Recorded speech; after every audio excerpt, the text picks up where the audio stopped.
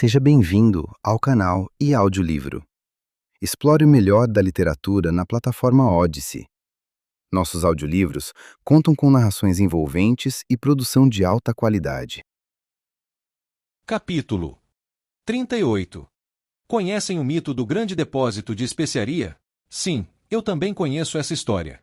Um majordomo me contou um dia, para me divertir.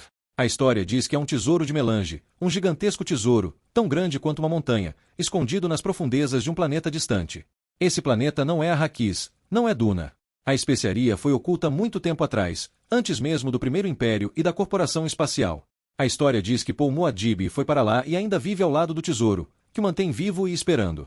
O majordomo não entendeu porque essa história me perturbou. Os diários roubado. Aidarro tremia de raiva enquanto caminhava ao longo dos corredores de Plaspedra em direção a seus alojamentos na cidadela. A cada posto de guarda por que passava, uma mulher batia continência. Ele não respondia. Sabia estar causando inquietação entre elas. Ninguém podia ter dúvidas quanto ao estado de espírito do comandante.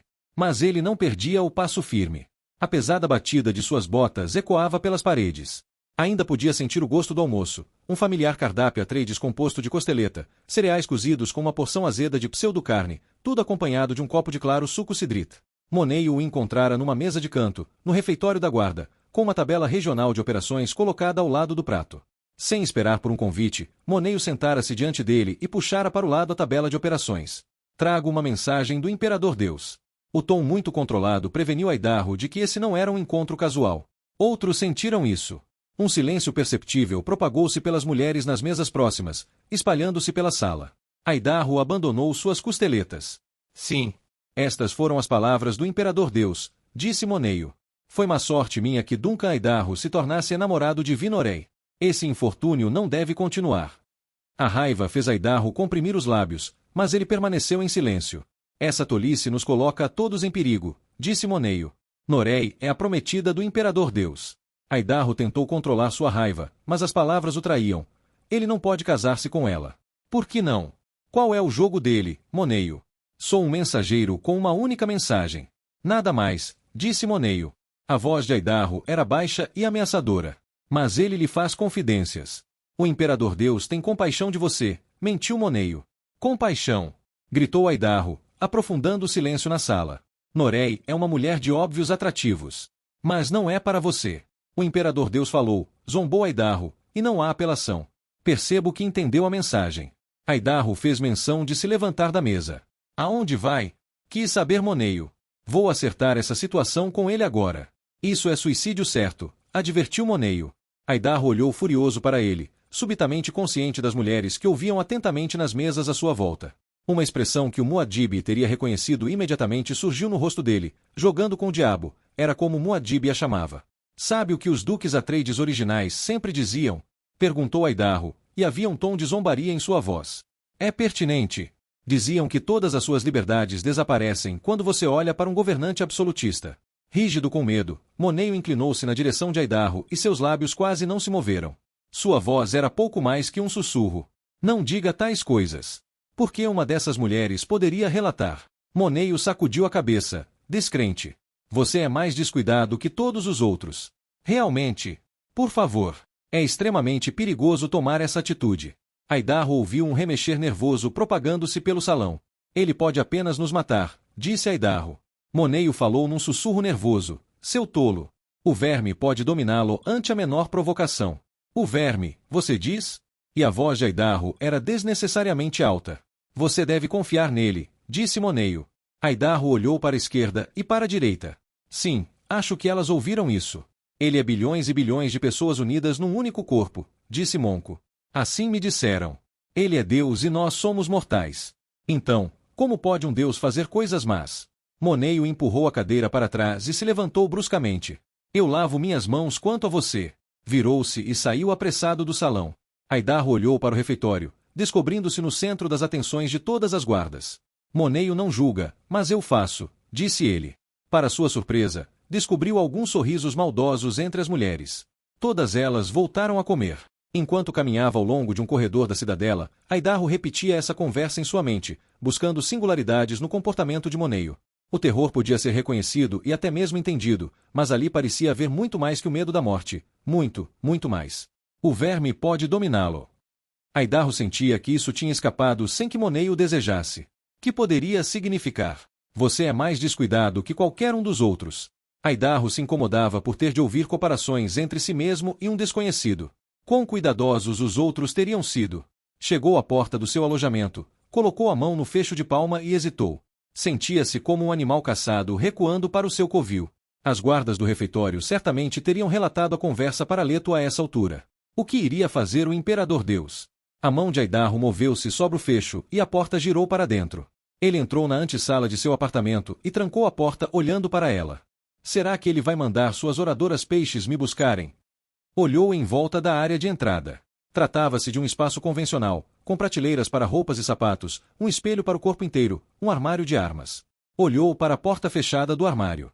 Nenhuma das armas ali dentro oferecia qualquer ameaça real ao Imperador Deus.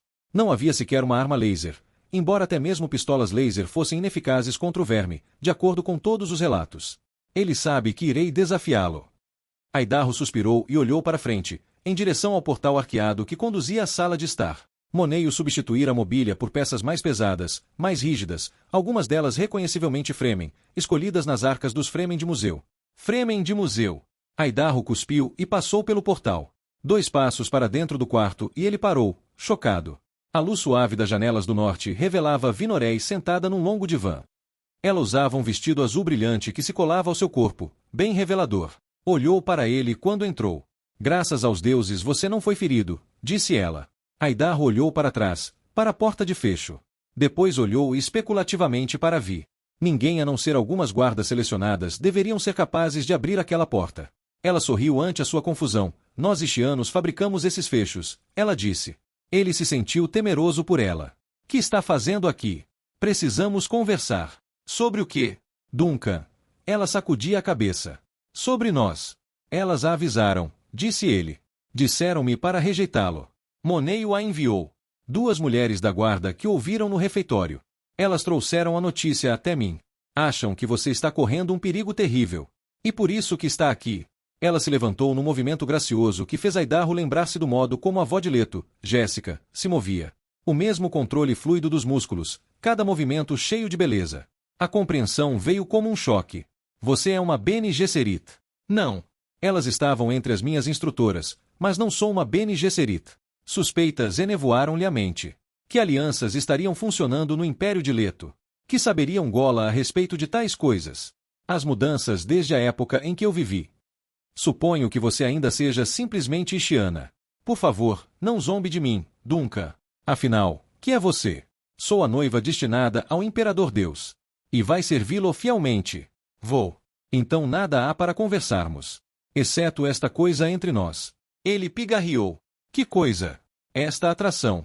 Ela ergueu uma das mãos quando ele começava a falar. Quero me lançar em seus braços, encontrar o amor e o abrigo que sei que existe aí.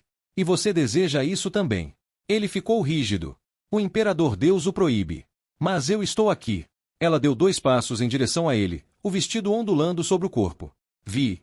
Ele tentou engolir com a garganta seca. E melhor você sair. E prudente, mas não é melhor. Se ele descobrir que você esteve aqui. Não é meu costume deixar você deste modo.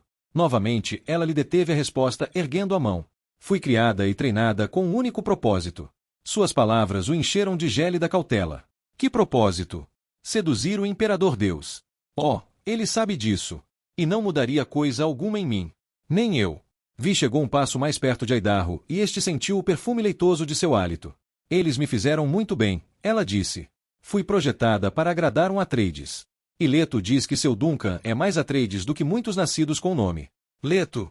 De que outro modo eu trataria aquele com quem vou me casar? Enquanto falava, Vi inclinou-se na direção de Aidarro. E, como se um ímã tivesse encontrado seu ponto de atração crítica, eles se aproximaram um do outro. Vi comprimiu o rosto contra a túnica de Aidarro, os braços em torno do corpo dele, sentindo-lhe os músculos rijos. Aidarro repousou o queixo sobre os cabelos dela, o almíscar enchendo-lhe os sentidos. Isto é loucura, sussurrou ele. Sim. Ele ergueu o queixo dela e a beijou. Vi pressionou o corpo contra o dele. Nenhum dos dois teve dúvidas sobre aonde isso levaria. Ela não resistiu quando ele a ergueu nos braços e a carregou para o quarto. Apenas uma vez Aidarro falou, você não é virgem. Nem você, amor. Amor, sussurrou ele. Amor, amor, amor. Sim, sim. Na paz posterior ao coito, Vi colocou ambas as mãos por trás da cabeça e se espreguiçou, contorcendo-se na cama. Aidarro sentou-se de costas para ela, olhando para a janela. Quem foram seus outros amantes? Ele indagou. Ela se apoiou sobre um cotovelo. Não tive outros amantes. Mas... Ele se virou, olhando para ela. Na minha adolescência, explicou ela, havia um jovem que precisava muito de mim. Ela sorriu. Depois me senti muito envergonhada. Como eu tinha sido confiante. Pensei que tivesse falhado diante daqueles que dependiam de mim. Mas eles descobriram e ficaram entusiasmados. Sabe, acho que estava sendo testada. Aidarro ficou carrancudo. E foi assim comigo. Eu precisava de você. Não, Duncan. As feições dela ficaram sérias. Nós demos prazer um ao outro porque assim é que é com o amor. Amor. Repetiu ele num tom amargo. Ela comentou. Meu tio Malk costumava dizer que o amor é um mau negócio porque nele não se tem garantias. Seu tio Malk era um homem sábio. Ele era estúpido. O amor não precisa de garantias. Um sorriso torceu os cantos da boca de Aidarro. Ela também sorriu para ele. Você sabe que é amor quando quer proporcionar prazer e manda para o inferno as consequências. Ele assentiu com a cabeça. Eu penso apenas no perigo que você corre. Nós somos o que somos, ela disse. E que vamos fazer? Vamos lembrar com carinho o que aconteceu aqui pelo resto de nossas vidas. Você fala, de modo tão definitivo. Falo sim, mas nos veremos um ao outro a cada. Nunca mais deste modo. Vi. Ele se lançou através da cama, colocando o rosto sobre o peito dela. Ela acariciou-lhe o cabelo. Com sua voz abafada contra ela, ele disse, e se eu a tiver fecundo? Se houver uma criança, haverá uma criança. Aidarro ergueu a cabeça e olhou para ela. Mas ele saberá com certeza. Ele vai saber de qualquer modo. Você acha que ele já sabe de tudo? Não de tudo, mas saberá disto. Como? Eu vou lhe dizer. Aidarro afastou-se bruscamente dela e se sentou na cama. A raiva confundia-se com a perplexidade em sua expressão. Sou obrigada, ela disse. E se ele se voltar contra você? Vi, contam histórias. Você pode ficar num perigo terrível. Não. Tenho necessidades também. Ele sabe disso. Não irá ferir nenhum de nós. Mas ele não irá destruir a mim. E sabe que, se o ferir, isso me destruirá. Como pode se casar com ele? Querido Duncan, ainda não viu que ele precisa mais de mim do que você? Mas ele não pode, quero dizer, você não pode, esse prazer que tivemos um com o outro. Não vou tê-lo com Leto, isso é impossível para ele. Ele me confessou. Então por que não? Se ele ama você, ele tem planos maiores, necessidades maiores. Ela se aproximou e pegou a mão direita de Aidarro entre as suas. Eu soube disso desde que comecei a estudar a respeito dele. Suas necessidades são maiores do que qualquer uma das nossas. Que planos? Que necessidades? Pergunte a ele. Você sabe? Sim. Quer dizer que acredita nessas histórias a respeito de a honestidade e bondade nele. Sei por minhas próprias reações a ele. O que meus mestres ixianos fizeram em mim, creio, foi uma espécie de reagente que revela mais do que aquilo que eles desejavam que eu soubesse. Então acredita nele. Acusou Aidarro. Tentou tirar a mão de entre as mãos dela. Se for vê-lo, Duncan, ele nunca mais me verá. Verá. Ela puxou a mão dele para junto de sua boca e lhe beijou os dedos. Sou um refém, ele disse. Você me deixou temeroso, vocês dois juntos. Nunca pensei que seria fácil servir a Deus, ela disse. Mas não pensava que seria tão duro. Capítulo 39. A memória tem um significado curioso para mim, um significado que espero outros possam compartilhar. Continuamente me admiro com a maneira como as pessoas podem ocultar-se de suas memórias ancestrais, abrigando-se por trás de uma espessa barreira de mitos.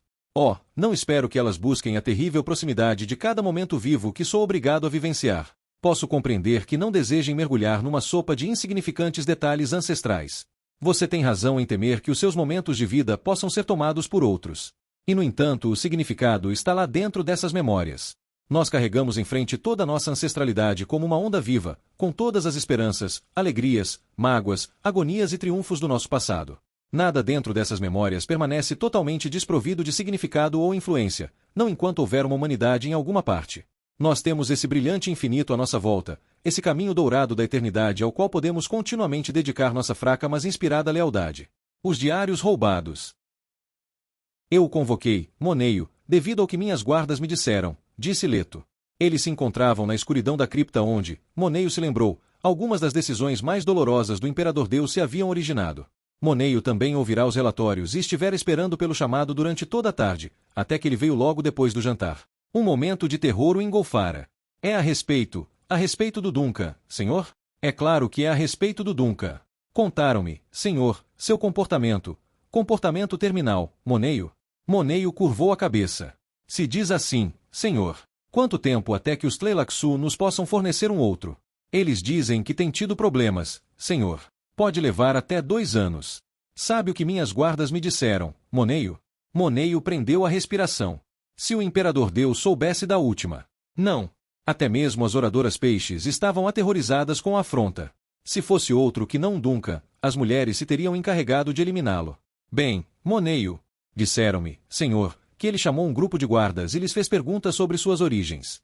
Em que mundos elas tinham nascido? Qual o seu parentesco, sua infância? E as respostas não o satisfizeram. Ele as assustou, senhor. Ficou insistindo. Como se a repetição pudesse produzir a verdade. Sim. Moneio permitiu-se a esperança de que essa pudesse ser toda a preocupação do seu senhor. Porque os Duncans sempre fazem isso, senhor. Foi o treinamento inicial deles. O treinamento Atreides. Mas como isso difere do... Os Atreides viviam a serviço das pessoas que eles governavam. A medida de seus governos era encontrada nas vidas dos governados. Assim, os Duncans sempre desejavam saber como as pessoas viviam. Ele passou uma noite em um vilarejo, senhor. Esteve em algumas das cidades. Viu. Tudo reside na maneira como você interpreta os resultados, Moneio. A evidência não é coisa alguma sem os julgamentos. Tenho observado que ele julga, senhor. Nós todos fazemos isso, mas os Duncans tendem a acreditar que este universo está submetido à minha vontade. E eles sabem que não se pode agir errado em nome do certo. E o que ele diz que o senhor, e o que eu digo, o que todos os Atreides dentro de mim dizem. Este universo não permitirá isso. As coisas que você tenta fazer não permanecem caso, mas o senhor não age de maneira errada. Pobre Moneio. Não percebe que criei um veículo para as injustiças. Moneio não podia falar. Percebeu que fora distraído por um aparente retorno da brandura no Imperador Deus. Mas agora sentia mudanças ocorrendo no grande corpo, e essa proximidade. Olhou à volta, percorrendo com o olhar a câmara central da cripta e lembrando a si mesmo das muitas mortes que haviam acontecido ali e que ali estavam sepultadas. Será que a minha hora chegou? Leto falou em tom meditativo. Você não pode ter sucesso fazendo reféns. Essa é uma forma de escravidão. Um ser humano não pode possuir outro ser humano. Este universo não vai permitir. As palavras ficaram brilhando na consciência de Moneio, um contraste aterrorizante com os ruídos da transformação que ele sentia em seu senhor. O verme está chegando. Novamente Moneio olhou para a cripta à sua volta. Esse lugar era muito pior do que o ninho. O refúgio era muito remoto. Bem, Moneio, você tem alguma resposta? Moneio arriscou um sussurro. As palavras do Deus me iluminam. Iluminam. Você não está iluminado. Moneio falou desesperado. Mas eu sirvo ao meu senhor. Você pede para servir ao seu Deus? Sim, senhor.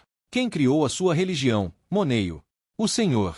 Essa é uma resposta sensata. Obrigado, senhor. Não me agradeça. Diga-me o que é que as instituições religiosas perpetuam. Moneio recuou 4 passos. Fique onde está. Ordenou Leto. Com todo o corpo tremendo, Moneio sacudiu a cabeça, atônito. Finalmente encontrara uma pergunta sem resposta. E deixar de responder precipitaria sua morte. Ele esperou por ela, a cabeça curvada. Então eu lhe direi, pobre servo. Moneio permitiu-se ter esperanças. Ergueu o olhar para o rosto do Imperador Deus, notando que os olhos dele ainda não estavam vidrados, e suas mãos ainda não tremiam. Talvez o verme não viesse. As instituições religiosas perpetuam um relacionamento senhor-servo que é mortífero, explicou Leto. Elas criam uma arena que atrai os seres humanos orgulhosos e sedentos de poder, possuidores de todos os preconceitos daqueles cuja visão é estreita. Moneio só podia assentir com a cabeça. Estaria havendo um tremor nas mãos do Imperador Deus? Aquela feice terrível estaria se encolhendo dentro das dobras do seu capuz? Secretas revelações de infâmia, isso é o que os Duncans buscam, disse Leto. Os Duncans possuem muita compaixão por seus companheiros e um limite muito definido de lealdade. Moneio estudará os olhos dos antigos vermes da areia de duna, as gigantescas bocas cheias de dentes de faca cristalina em torno de um fogo consumidor. Notou a tumescência dos anéis latentes na superfície tubular de Leto. Estariam mais proeminentes. Uma nova boca se abriria abaixo daquela feice envolvida nas dobras. Os Duncan sabem em seu coração que deliberadamente ignorei a advertência de Maomé e de Moisés, disse Leto. Até mesmo você sabe disso, Moneio. Era uma acusação. Monco começou a sentir, então sacudiu a cabeça de um lado para o outro. Imaginou se deveria atrever-se a tentar outra fuga. Sabia de sua experiência que palestras sobre esse tema não podiam continuar por muito tempo sem a chegada do verme. Que poderia ser essa advertência? Perguntou Leto. Havia um tom zombeteiro em sua voz. Monco permitiu-se um ligeiro encolher de ombros.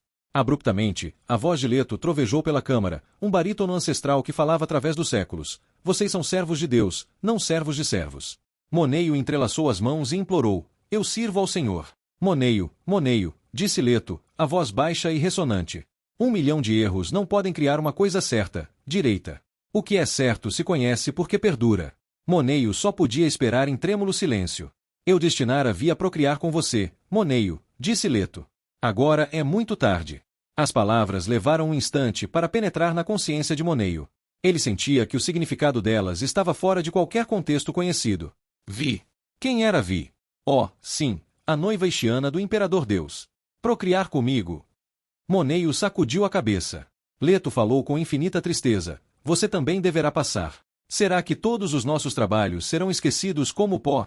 Sem o menor aviso, ainda enquanto falava, o corpo de Leto saltou em convulsão, rolando para fora do carro. A velocidade e a monstruosa violência daquele movimento lançaram-no a centímetros de Moneio, que gritou e fugiu correndo pela cripta. Moneio! O chamado de Leto deteve o majordomo na entrada do elevador. O teste, Moneio. Vou testar Siona amanhã. Capítulo 40. A percepção do que eu sou ocorre na consciência temporal que não estimula nem ilude. Eu crio um campo sem identidade nem centro, um campo onde até mesmo a morte se torna mera analogia. Não desejo resultados. Apenas permito a existência desse campo que não possui objetivos nem desejos, que não tem perfeições nem visões de realização. Nele, a consciência primal onipresente é tudo. É a luz que se derrama através das janelas do meu universo. Os diários roubado. O sol se ergueu, enviando seu brilho cruel através das dunas. Leto sentia a areia debaixo dele como uma suave carícia. Somente seus ouvidos humanos, escutando a raspagem abrasiva de seu pesado corpo, informavam o contrário. Era um conflito sensorial que ele aprenderá a aceitar. Ouviu Siona caminhando atrás dele com leveza em seus passos, um suave derramar de areia enquanto ela subia para esse nível no topo da duna. Quanto mais eu aguento, mais vulnerável me torno, pensou ele. Tal pensamento frequentemente lhe ocorria nesses dias em que ia para o deserto. Olhou para cima. O céu estava sem nuvens e com uma densidade de azul que os velhos dias de Duna nunca tinham visto. Que era um deserto desprovido de um céu sem nuvens. Pena que não pudesse ter o tom prateado de Duna. Satélites ixianos controlavam esse céu, nem sempre com a perfeição que ele poderia desejar. Tal perfeição era uma fantasia mecânica que falhava sob o controle humano. Ainda assim, os satélites mantinham um domínio suficientemente controlado para lhe dar essa manhã de calma no deserto. Ele inspirou profundamente com seus pulmões humanos e ouviu a aproximação de Siona. Esta havia parado e Leto sabia que ela estava admirando a vista. Ele sentia sua imaginação atuando como um feiticeiro a invocar todas as coisas que se haviam unido para produzir o cenário físico desse momento. Sentia os satélites. Ótimos instrumentos que tocavam a música para a dança do aquecimento e resfriamento das massas de ar, perpetuamente monitorando e ajustando as poderosas correntes verticais e horizontais. Divertia-o lembrar que os ixianos tinham julgado que iria usar essa delicada maquinaria num novo tipo de despotismo hidráulico, negando a umidade àqueles que desafiassem seu governo, punindo outros com terríveis tempestades. Como tinham ficado surpresos ao se perceberem equivocados. Meus controles são mais sutis. Lenta e suavemente, colocou-se em movimento, nadando na superfície arenosa, deslizando duna abaixo sem nenhuma vez olhar para trás, em direção à fina agulha da torre, sabendo que ela desapareceria daí a pouco na névoa do calor diurno. Siona o seguia com uma docilidade pouco característica. A dúvida fizera seu trabalho. Ela tinha lido os diários roubados, ouvirá as advertências do pai. Agora não sabia o que pensar. Que teste é esse?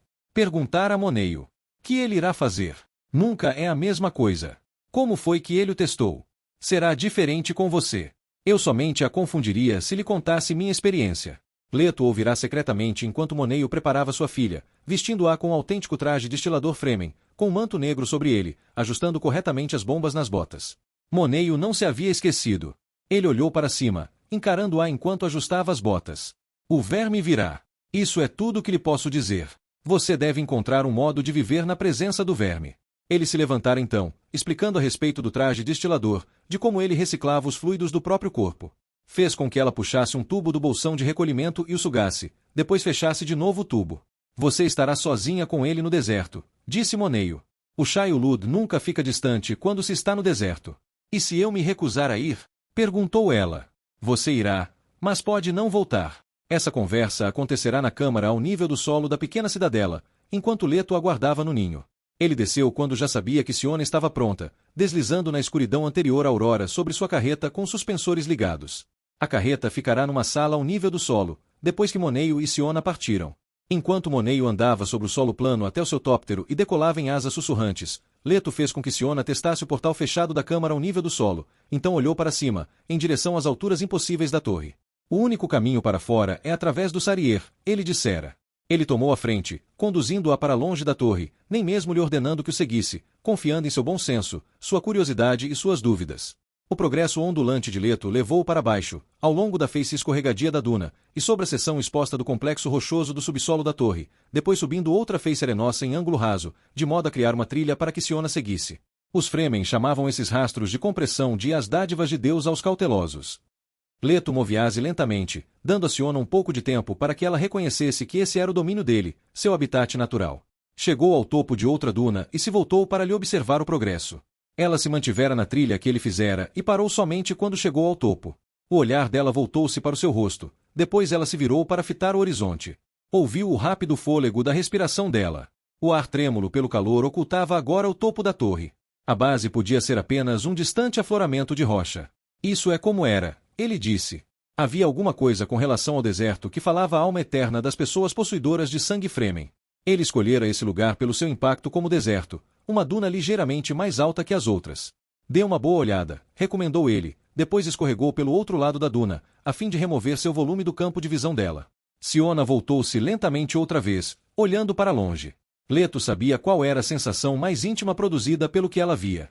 Exceto pela insignificante mancha borrada da base da torre, não havia a menor elevação no horizonte, plano por toda parte. Sem plantas, sem qualquer movimento de coisa viva. De seu ponto de vista, havia um limite de aproximadamente 8 quilômetros até a linha onde a curvatura do planeta ocultava tudo além. Leto falou de onde havia parado, logo abaixo da crista da duna. Este é o verdadeiro Sarier. Você só o conhece quando está aqui a pé. Isto é tudo o que restou do Bar Belamar. O oceano sem água, sussurrou ela. Novamente ela se virou e examinou o horizonte inteiro. Não havia vento e Leto sabia que, sem o vento, o silêncio devorava a alma humana. Siona estava sentindo a perda de todos os pontos de referência familiares. Fora abandonada num lugar perigoso. Leto olhou para a próxima duna. Naquela direção, eles chegariam daí a pouco a uma linha de colinas baixas, que originalmente tinham sido montanhas, mas que agora se encontravam despedaçadas no entulho e nas rochas remanescentes. Continuou a repousar calmamente, deixando que o silêncio fizesse seu trabalho por ele. Era até agradável imaginar que essas dunas seguiam interminavelmente, como um dia o tinham feito, até circundarem totalmente o planeta. Mas mesmo essas dunas estavam degenerando. Sem as tempestades Coriolis originais de duna, o Sarier não conhecia nada mais forte que uma brisa e os ocasionais vórtices de calor que não tinham mais que um efeito local. Um desses pequenos diabos de vento dançou a uma distância média para o sul e o olhar de Siona seguiu sua trilha. De repente ela disse, "Você tem alguma religião pessoal?" Leto levou um momento preparando sua resposta. Sempre o surpreendia o modo como o deserto provocava pensamentos religiosos. Você se atreve a me perguntar se tenho alguma religião pessoal? Sem revelar nenhum traço dos temores que ele sabia que ela sentia, Siona virou-se e olhou para ele. A audácia era sempre uma marca dos Atreides, ele se lembrou. Como ela não respondeu, ele disse, "Você é sem dúvida uma Atreides." É essa a sua resposta?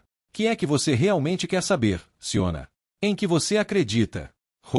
Você pergunta pela minha fé. Bem, vejamos. Acredito que alguma coisa não pode emergir do nada sem intervenção divina. A resposta a intrigou.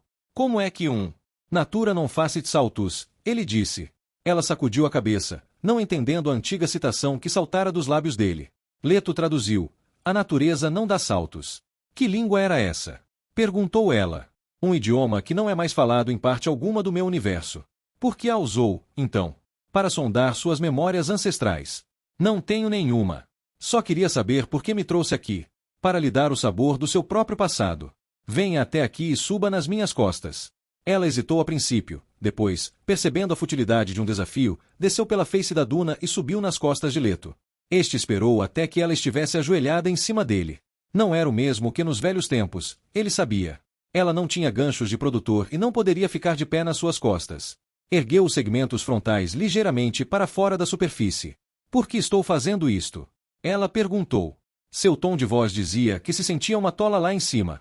Quero que sinta o modo como nossa gente um dia viajou, orgulhosa, através desta terra, no topo das costas do gigantesco verme da areia. Começou a deslizar ao longo da duna, logo abaixo de sua crista. Siona vira os olhos. Conhecia essa experiência intelectualmente, mas o pulso da realidade tinha uma batida diferente e ele sabia que ela responderia ao ritmo. Ah, Siona, pensou ele, você nem mesmo começou a suspeitar do modo como vou testá-la. Leto se endureceu então. Não devo ter piedade. Se ela morrer, ela morre. Se qualquer um deles morre, é um acontecimento necessário, não mais que isso. E tinha de se lembrar de que isso se aplicava até mesmo a Vinorei. Apenas não podiam morrer todos eles. Sentiu quando Siona começou a apreciar a sensação de cavalgar em suas costas. Houve uma leve mudança de peso quando ela se apoiou para trás, sobre as pernas, a fim de erguer a cabeça. Ele moveu-se para longe, então, subindo uma curva barraca e se unindo a Siona no apreciar das antigas sensações. Leto podia apenas vislumbrar o remanescente das elevações no horizonte à frente. Eram como uma semente do passado aguardando, uma lembrança da força autossustentada e expansível que operava num deserto. Podia esquecer por um momento que nesse planeta havia apenas uma pequena fração de superfície ainda como deserto. O dinamismo do Sarier sobrevivia num ambiente precário. A ilusão de passado estava ali, contudo. Ele a sentia ao se mover. Fantasia, é claro, uma fantasia que se esvaía enquanto sua tranquilidade forçada continuava. Mesmo esse extenso barraca que agora atravessava não era tão grande quanto os que haviam existido no passado. Nenhuma das dunas aqui era tão grande. Todo esse deserto preservado subitamente lhe pareceu ridículo. Quase parou numa superfície de seixos entre dunas, continuando mais lentamente enquanto tentava conjurar as necessidades que mantinham todo esse sistema funcionando. Imaginou a rotação do planeta, provocando grandes correntes que transportavam ar frio e ar quente para novas regiões a um enorme volume, tudo monitorado e governado por aqueles minúsculos satélites com seus instrumentos ischianos e seus pratos focalizadores de calor. Se os monitores lá no alto podiam ver alguma coisa, viam Sarier parcialmente como um deserto em relevo, com muralhas físicas e de ar frio a circundá-lo. Isso tendia a criar gelo nas bordas e exigia mais ajustamentos climáticos. Não era fácil, e Leto por isso perdoava os erros ocasionais. Enquanto se movia uma vez mais sobre as dunas, perdia o senso desse delicado equilíbrio, colocando de lado a memória das vastidões pedregosas fora das areias centrais e se entregando à apreciação desse oceano petrificado, com suas ondas congeladas e aparentemente imóveis. Voltou-se para o sul, paralelamente às colinas remanescentes. Sabia que a maioria das pessoas ficava ofendida com essa sua paixão pelo deserto. Ficavam perturbadas e se afastavam. Siona, contudo, não virava as costas. Para todos os lados que ela olhava, o deserto pedia identificação. Ela cavalgava silenciosamente em suas costas, mas ele sabia que seus olhos estavam ocupados. E antigas memórias começavam a se agitar. 3 horas depois ele chegou a uma região de dunas cilíndricas, tipo dorso de baleia, algumas delas com 150 km de comprimento no ângulo dos ventos predominantes. Além delas se encontrava um corredor rochoso entre dunas, então uma região de dunas estrela com quase 400 metros de altura. Finalmente entraram nas dunas trançadas do ergue central, onde a elevada pressão do ar eletricamente carregado ergueu-lhes o moral. Sabia que a mesma mágica devia estar funcionando com Siona. Aqui foi onde se originaram as canções da longa jornada, ele disse. Estão perfeitamente preservadas na história oral. Ela não respondeu, mas ele sabia que ouvirá. Leto atrasou o passo e começou a falar com Siona, contando-lhe a respeito de seu passado Fremen. Sentia o aumento do interesse da moça que até mesmo fazia perguntas ocasionais, mas também podia sentir os antigos temores crescendo nela. Mesmo a base de sua pequena cidadela não era mais visível dali. Ela não podia reconhecer mais nada feito pelo homem. Devia estar pensando agora que ele se entregava a uma conversa informal sobre coisas sem importância para lhe afastar a mente de algo portentoso. A igualdade entre homens e mulheres originou-se aqui, disse ele. Suas oradoras peixes negam que homens e mulheres sejam iguais, ela disse. Sua voz, cheia de uma descrença indagadora, era um localizador melhor do que a sensação que ela provocava, agachada em suas costas. Leto parou na interseção de 2 dunas trançadas e deixou que a exalação do oxigênio por ele gerado diminuísse. As coisas não são as mesmas hoje em dia, ele disse.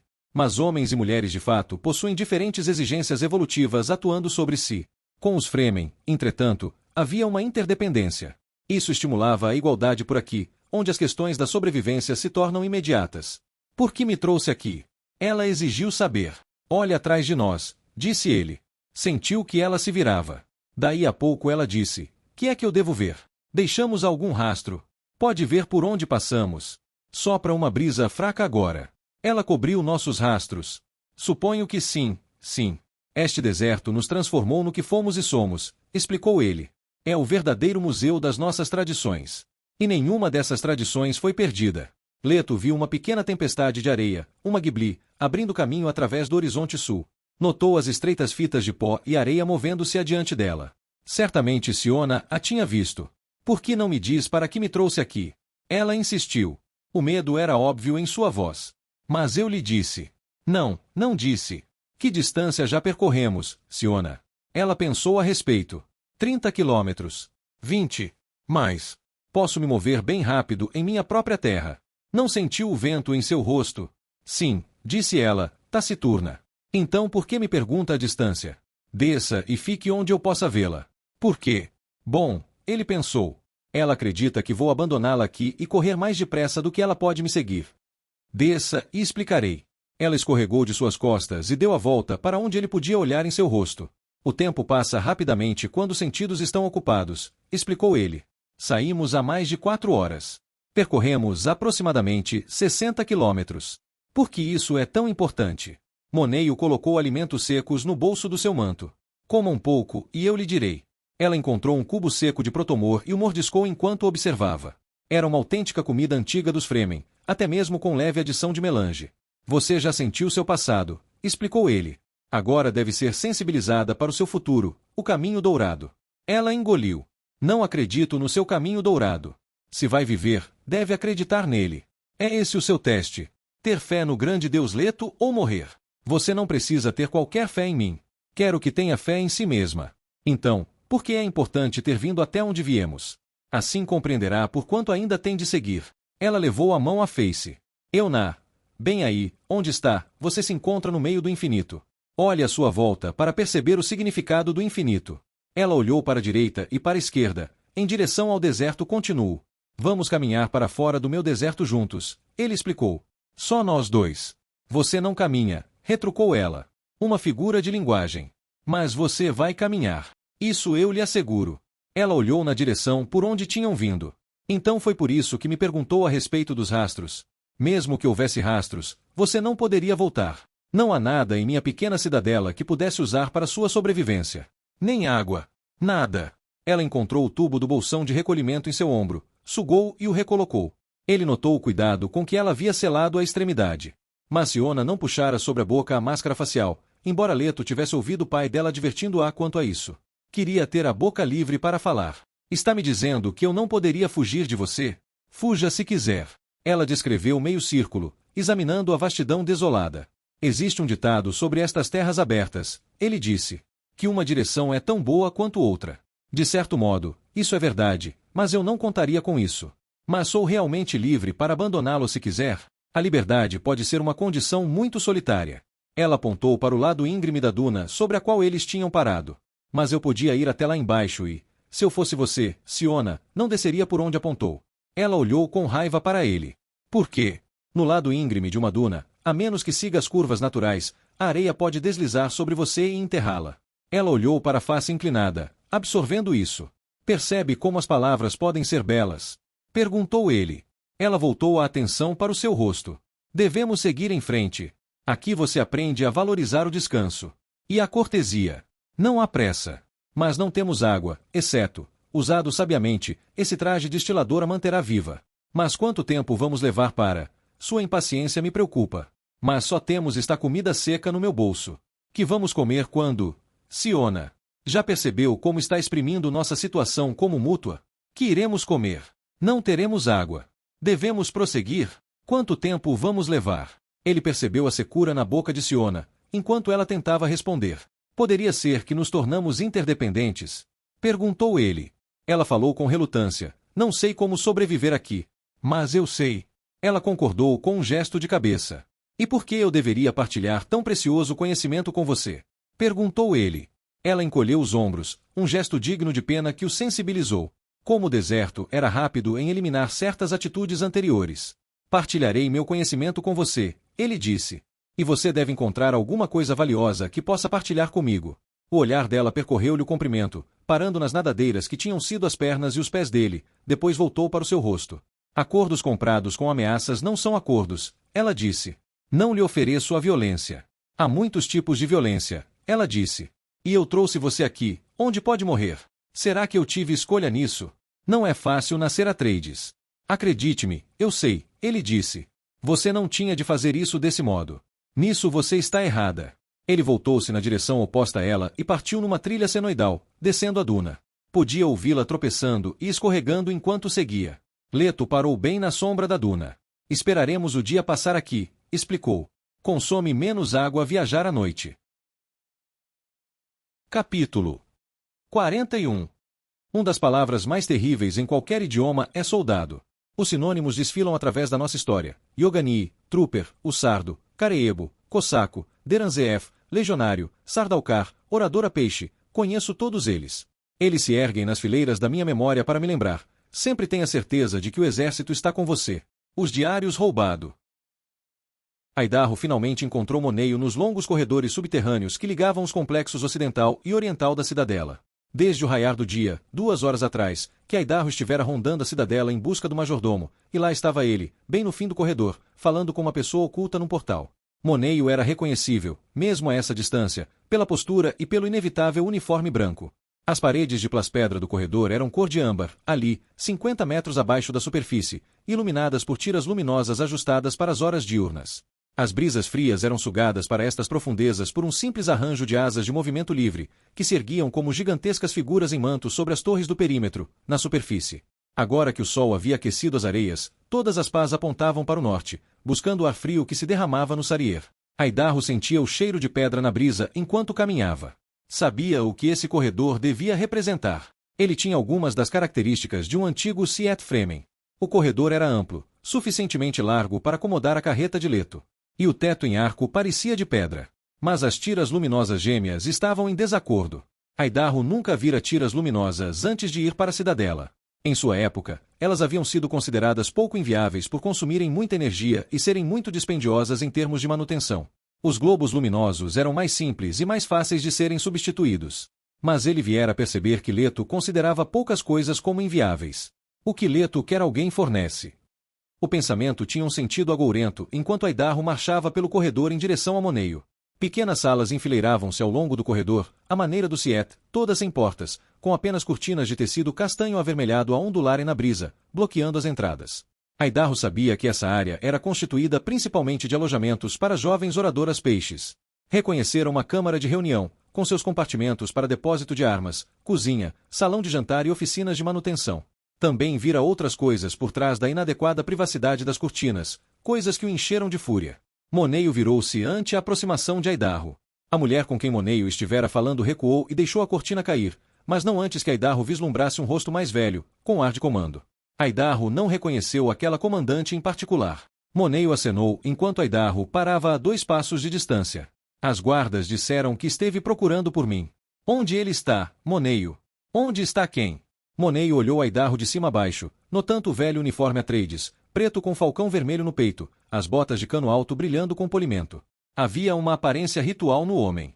Aidarro respirou e falou através dos dentes trincados. Não comece esse jogo comigo. Moneio desviou sua atenção da faca embainhada na cintura de Aidarro. Parecia peça de museu, com seu cabo decorado com joias. Onde Aidarro teria encontrado aquilo? Quer dizer o Imperador Deus, disse Moneio. Onde? Moneio manteve a voz branda. Por que está tão ansioso para morrer?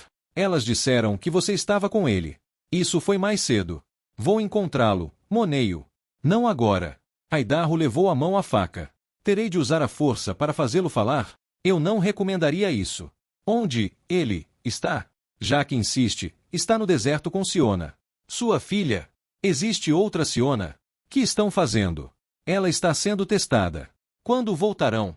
Moneio encolheu os ombros, depois disse, por que essa raiva inconveniente, Duncan? Que é esse teste de sua? Não sei. Agora, por que está tão perturbado? Estou enojado deste lugar. Oradoras peixes. Ele virou a cabeça e cuspiu. Moneio olhou ao longo do corredor por onde Aidarro viera, relembrando a aproximação do homem. Conhecendo os Duncans, era fácil reconhecer o que alimentara a raiva atual. Duncan, disse Moneio, é perfeitamente normal para mulheres adolescentes, assim como para homens nessa faixa, haver sentimentos de atração física por representantes de seu próprio sexo. A maioria supera isso. Devia ser eliminado. Mas é parte da nossa herança. Eliminado. E isso não é. Oh, fique quieto. Se você tentar reprimir isso, só aumentará sua força. Aidarro olhou furioso para ele. E você diz que não sabe o que está acontecendo lá com sua própria filha. Siona está sendo testada, eu lhe disse. E que se supõe que isso signifique? Moneio levou uma das mãos aos olhos e suspirou. Depois abaixou a mão, perguntando-se por que fizera esse gesto humano tão antiquado, tolo e perigoso. Quer dizer que ela pode morrer lá. Aidarro ficou desconcertado, um pouco de sua raiva esfriando. Como pode permitir que... Permitir? Você acha que tenho escolha? Todo homem tem uma escolha. Um sorriso amargo percorreu os lábios de Moneio. Como você pode ser tão mais tolo que os outros Duncans? Outros Duncans. Repetiu Aidarro. Como foi que esses outros morreram, Moneio? Do modo como todos nós morremos. O tempo deles esgotou-se. Você mente, disse Aidarro comprimindo os dentes, os nós dos dedos brancos sobre o punho da faca. Ainda falando com brandura, Moneio advertiu. Tenha cuidado. Há limites ao que eu posso relevar, principalmente agora. Este lugar está podre, disse Aidarro, gesticulando com a mão livre para o corredor atrás dele. Há algumas coisas que nunca vou aceitar. Moneio olhou para o corredor vazio sem prestar atenção. Você deve amadurecer, Duncan. Precisa. A mão de Aidarro comprimiu-se em torno do punho da faca. O que quer dizer com isso? Esta é uma época sensível. Qualquer coisa perturbadora para ele, qualquer coisa, deve ser evitada. Aidarro mantinha-se à beira da violência, sua raiva contida apenas por alguma coisa intrigante nos modos de Moneio. Haviam sido ditas palavras, entretanto, que não podiam ser ignoradas. Não sou uma maldita criança imatura que possa. Duncan. Era o som mais alto que Aidarro já ouvirá partindo do afável Moneio. A surpresa o conteve enquanto Moneio continuava. Se as exigências da sua carne voltam-se para a maturidade, mas alguma coisa o mantém na adolescência, um comportamento muito ruim se desenvolve. Vamos. Está me acusando de... Não. Moneio indicou o corredor com um gesto. Oh, sei o que você deve ter visto lá atrás, mas aquilo... Duas mulheres num beijo apaixonado. Você pensa que não. Isso não tem importância. A juventude explora o seu potencial de muitos modos. Aidarro conteve-se à beira de uma explosão, inclinando-se na ponta dos pés. Fico feliz de aprender isso sobre você, Moneio. Sim. Bem, já aprendi a respeito de você, muitas vezes. Moneio observou o efeito dessas palavras, enquanto elas se torciam por dentro de Aidarro, deixando-o emaranhado. Os golas nunca escapavam ao fascínio dos outros que os tinham precedido. Aidarro falou num sussurro rouco. E que aprendeu? Você me ensinou coisas muito valiosas, disse Moneio. Todos nós tentamos evoluir, mas, se alguma coisa nos bloqueia, podemos transformar esse potencial em dor, buscando-a ou dando-a. Os adolescentes são particularmente vulneráveis a isso. Aidarro inclinou-se mais para perto de Moneio. Estou falando de sexo. É claro que está. Está me acusando de comportamento adolescente. Isso mesmo. Eu deveria cortar a sua. Oh, cale-se. A voz de Moneio não tinha as nuances do treinamento Bene Gesserit sobre o controle da voz, mas tinha uma vida inteira de comando por trás dela. Alguma coisa em Aidarro só podia obedecer. Sinto muito, desculpou-se Moneio. Mas fico perturbado pelo fato de que minha única filha... Ele não terminou, encolhendo os ombros. Aidarro respirou fundo 2 vezes. Você é maluco. Todos vocês o são. Diz que sua filha pode estar morrendo, e no entanto você... Seu tolo. Retrucou Moneio. Tem ideia de como suas preocupações mesquinhas me parecem? Suas perguntas estúpidas e seu modo egoísta de... Ele se interrompeu, sacudindo a cabeça. Eu dou desconto porque você tem problemas pessoais, respondeu Aidarro. Mas se você... Desconto. Você dá o desconto. Moneio se conteve, trêmulo. Era demais. Aidarro falou, tentando controlar-se. Posso perdoá-lo por... Você. Você tagarela a respeito de sexo e de perdão e dor. Pensa que você e Vinorei... Deixe-a fora disso. Oh, sim. Deixe-a de fora. Não toque nesse ponto doloroso. Você compartilha o sexo com ela e nunca pensa a respeito de separação. Diga-me, tolo, como você se entrega em face disso? Embaraçado, Aidarro respirou fundo. Não imaginara uma paixão tão reprimida no calmo e quieto Moneio, mas esse ataque, isso não podia ser. Você me julga cruel? Perguntou Moneio. Eu lhe faço pensar em coisas que você preferiria evitar. Ah. Coisas mais cruéis já foram feitas ao Sr. Leto por nenhuma outra razão senão a crueldade. Você o defende. Eu o conheço melhor. Ele usa você. Com que finalidade? Diga-me você. Ele é nossa melhor chance de perpetuar. Perverter não é perpetuar. Moneio falou em tom tranquilizador, mas suas palavras abalaram Aidarro. Vou lhe dizer isto só uma vez. Os homossexuais encontram-se entre os melhores guerreiros da nossa história, os suicidas de último recurso. Eles também foram nossos melhores sacerdotes e sacerdotisas. O celibato não é um acaso nas religiões. Também não é por acaso que os adolescentes dão os melhores soldados. Isso é perversão. Exato. Os comandantes militares conhecem a respeito da transformação pervertida do sexo em dor há milhares e milhares de séculos. É isso que o grande Sr. Leto está realizando. Ainda calmo, Moneio continuou. A violência exige que você cause a dor e a sofra. E bem mais controlável uma força militar impulsionada pelos impulsos mais íntimos. Ele o transformou num monstro também. Você disse que ele me usa. Eu permito isso por saber que o preço que ele paga é muito superior ao que ele exige de mim. Até mesmo a sua filha. Ele não oculta coisa alguma. Por que deveria? Creio que você entende isso a respeito dos Atreides. Os Duncans sempre foram bons nisso. Os Duncans. Maldito, eu não. Você apenas não tem coragem para pagar o preço que ele está pedindo, disse Moneio. Num movimento rápido demais para ser visto com clareza, Aidarro tirou a faca da bainha e saltou para Moneio. Mas, por mais rápido que se tivesse movido, Moneio foi mais rápido ainda, saltou de lado e derrubou Aidarro de cara no chão. Aidarro lançou-se para frente, rolando e se preparando para ficar em pé, e então hesitou, percebendo que realmente tentará atacar um Atreides. Moneio era um Atreides. O choque manteve Aidarro imóvel. Moneio também estava parado, olhando para ele. Havia uma curiosa fisionomia de tristeza na face do majordomo. Se vai me matar, Duncan, é melhor fazê-lo à traição, pelas costas. Você pode ter sucesso desse modo. Aidarro apoiou-se num joelho, colocando um dos pés no chão, mas continuou segurando a faca. Moneio havia se movimentado tão rapidamente e com tamanha graça, de modo tão natural. Aidarro pigarreou. Como foi que ele nos tem procriado para isso há muito tempo, Duncan, aperfeiçoando muitas coisas em nós. Tem cultivado em nós a ligeireza, a inteligência, o autocontrole, a sensibilidade.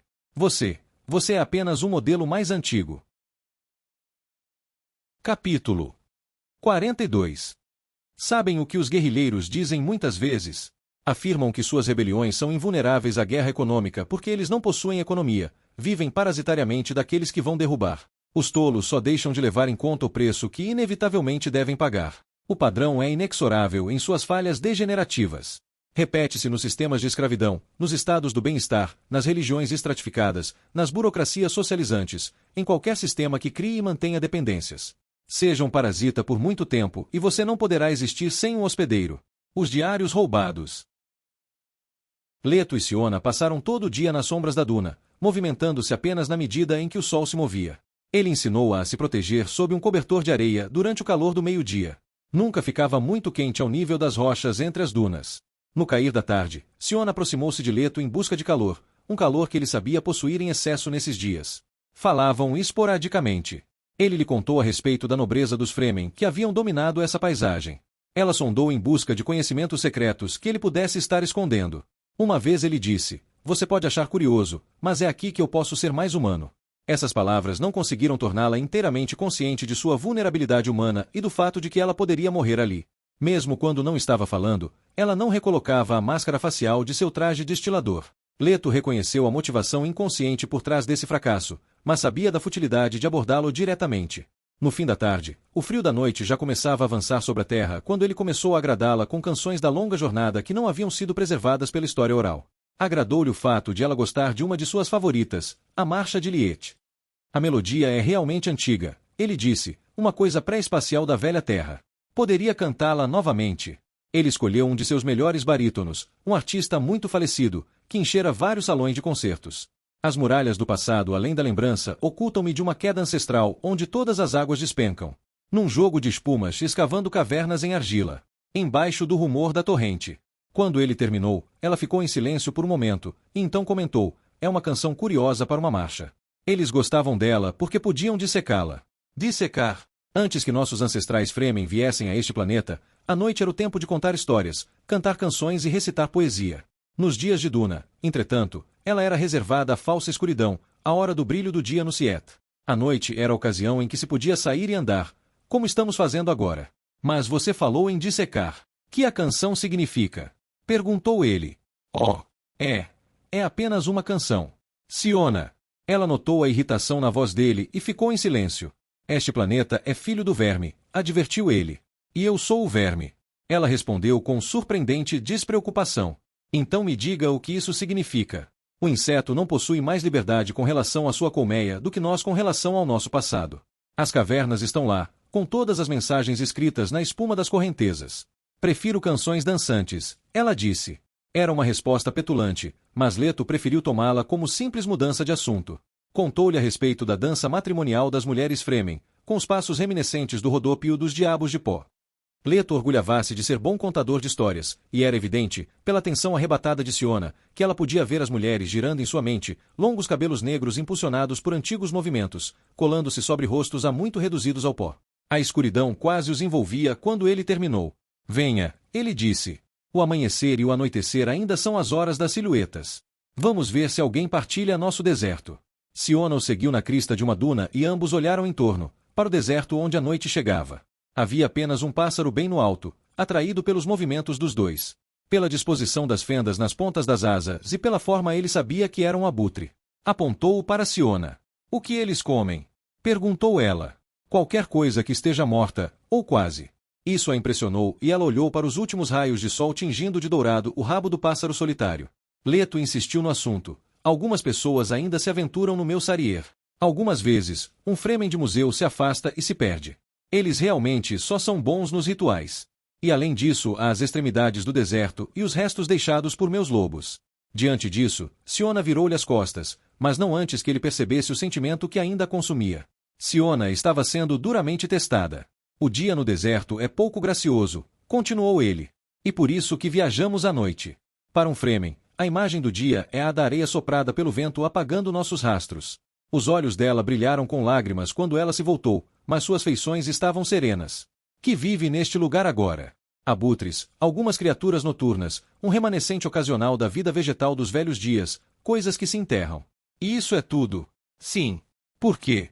Porque foi aqui que nasceram e eu não permito que conheçam nada melhor. Era quase escuridão, com aquela súbita fosforescência que o deserto de Leto adquiria nesses momentos. Ele a observou naquele instante luminoso, reconhecendo que ela ainda não entenderá sua outra mensagem. Mas ele sabia que a mensagem lhe penetraria e se inflamaria dentro dela. Silhuetas, ela disse, relembrando-lhe. Que esperava encontrar quando subimos aqui? Talvez pessoas a grande distância. Nunca se tem certeza. Que pessoas? Já lhe disse. Que teria feito se tivesse visto alguém? Era costume dos Fremen considerar pessoas distantes como hostis até que jogassem areia no ar. A escuridão caiu sobre eles como uma cortina. Siona transformou-se num movimento fantasmagórico sob a luz das estrelas. Areia? Ela perguntou. Jogar areia é um gesto profundo. Significa, nós compartilhamos da mesma carga. A areia é nosso único inimigo. Isto é o que nós bebemos. A mão que segura a areia não segura armas. Está entendendo? Não. Ela o provocou com desafiante falsidade. Sem uma palavra, ela caminhou ao longo do arco da duna, afastando-se dele com um furioso excesso de energia. Leto deixou-se ficar bem atrás dela, interessado no fato de ela ter escolhido a direção certa instintivamente. As memórias Fremen estavam se remexendo dentro de Siona. Onde a duna mergulhava para cruzar com outra, ela esperou por ele. Leto notou que a máscara facial do traje destilador permanecia aberta, pendendo, frouxa. Ainda não era hora de censurá-la por isso. Algumas das atitudes inconscientes tinham que seguir seu rumo natural. Quando ele chegou junto dela, ela disse, esta direção é tão boa quanto qualquer outra. Se a mantiver, disse ele. Ela olhou para as estrelas e ele percebeu que identificava as ponteiras, as flechas Fremen que haviam guiado seus ancestrais sobre esta terra. Percebia, entretanto, que seu reconhecimento era apenas intelectual. Ela ainda não chegará a aceitar as outras coisas que agiam dentro dela. Leto ergueu seus segmentos frontais para perscrutar adiante a luz das estrelas. Eles estavam se deslocando um pouco para noroeste, numa trilha que um dia conduzira, através da Cordilheira Bânia e da Caverna dos Pássaros, para o grande ergue abaixo da falsa muralha oeste e o caminho do Passo dos Ventos. Nenhum desses marcos permanecia.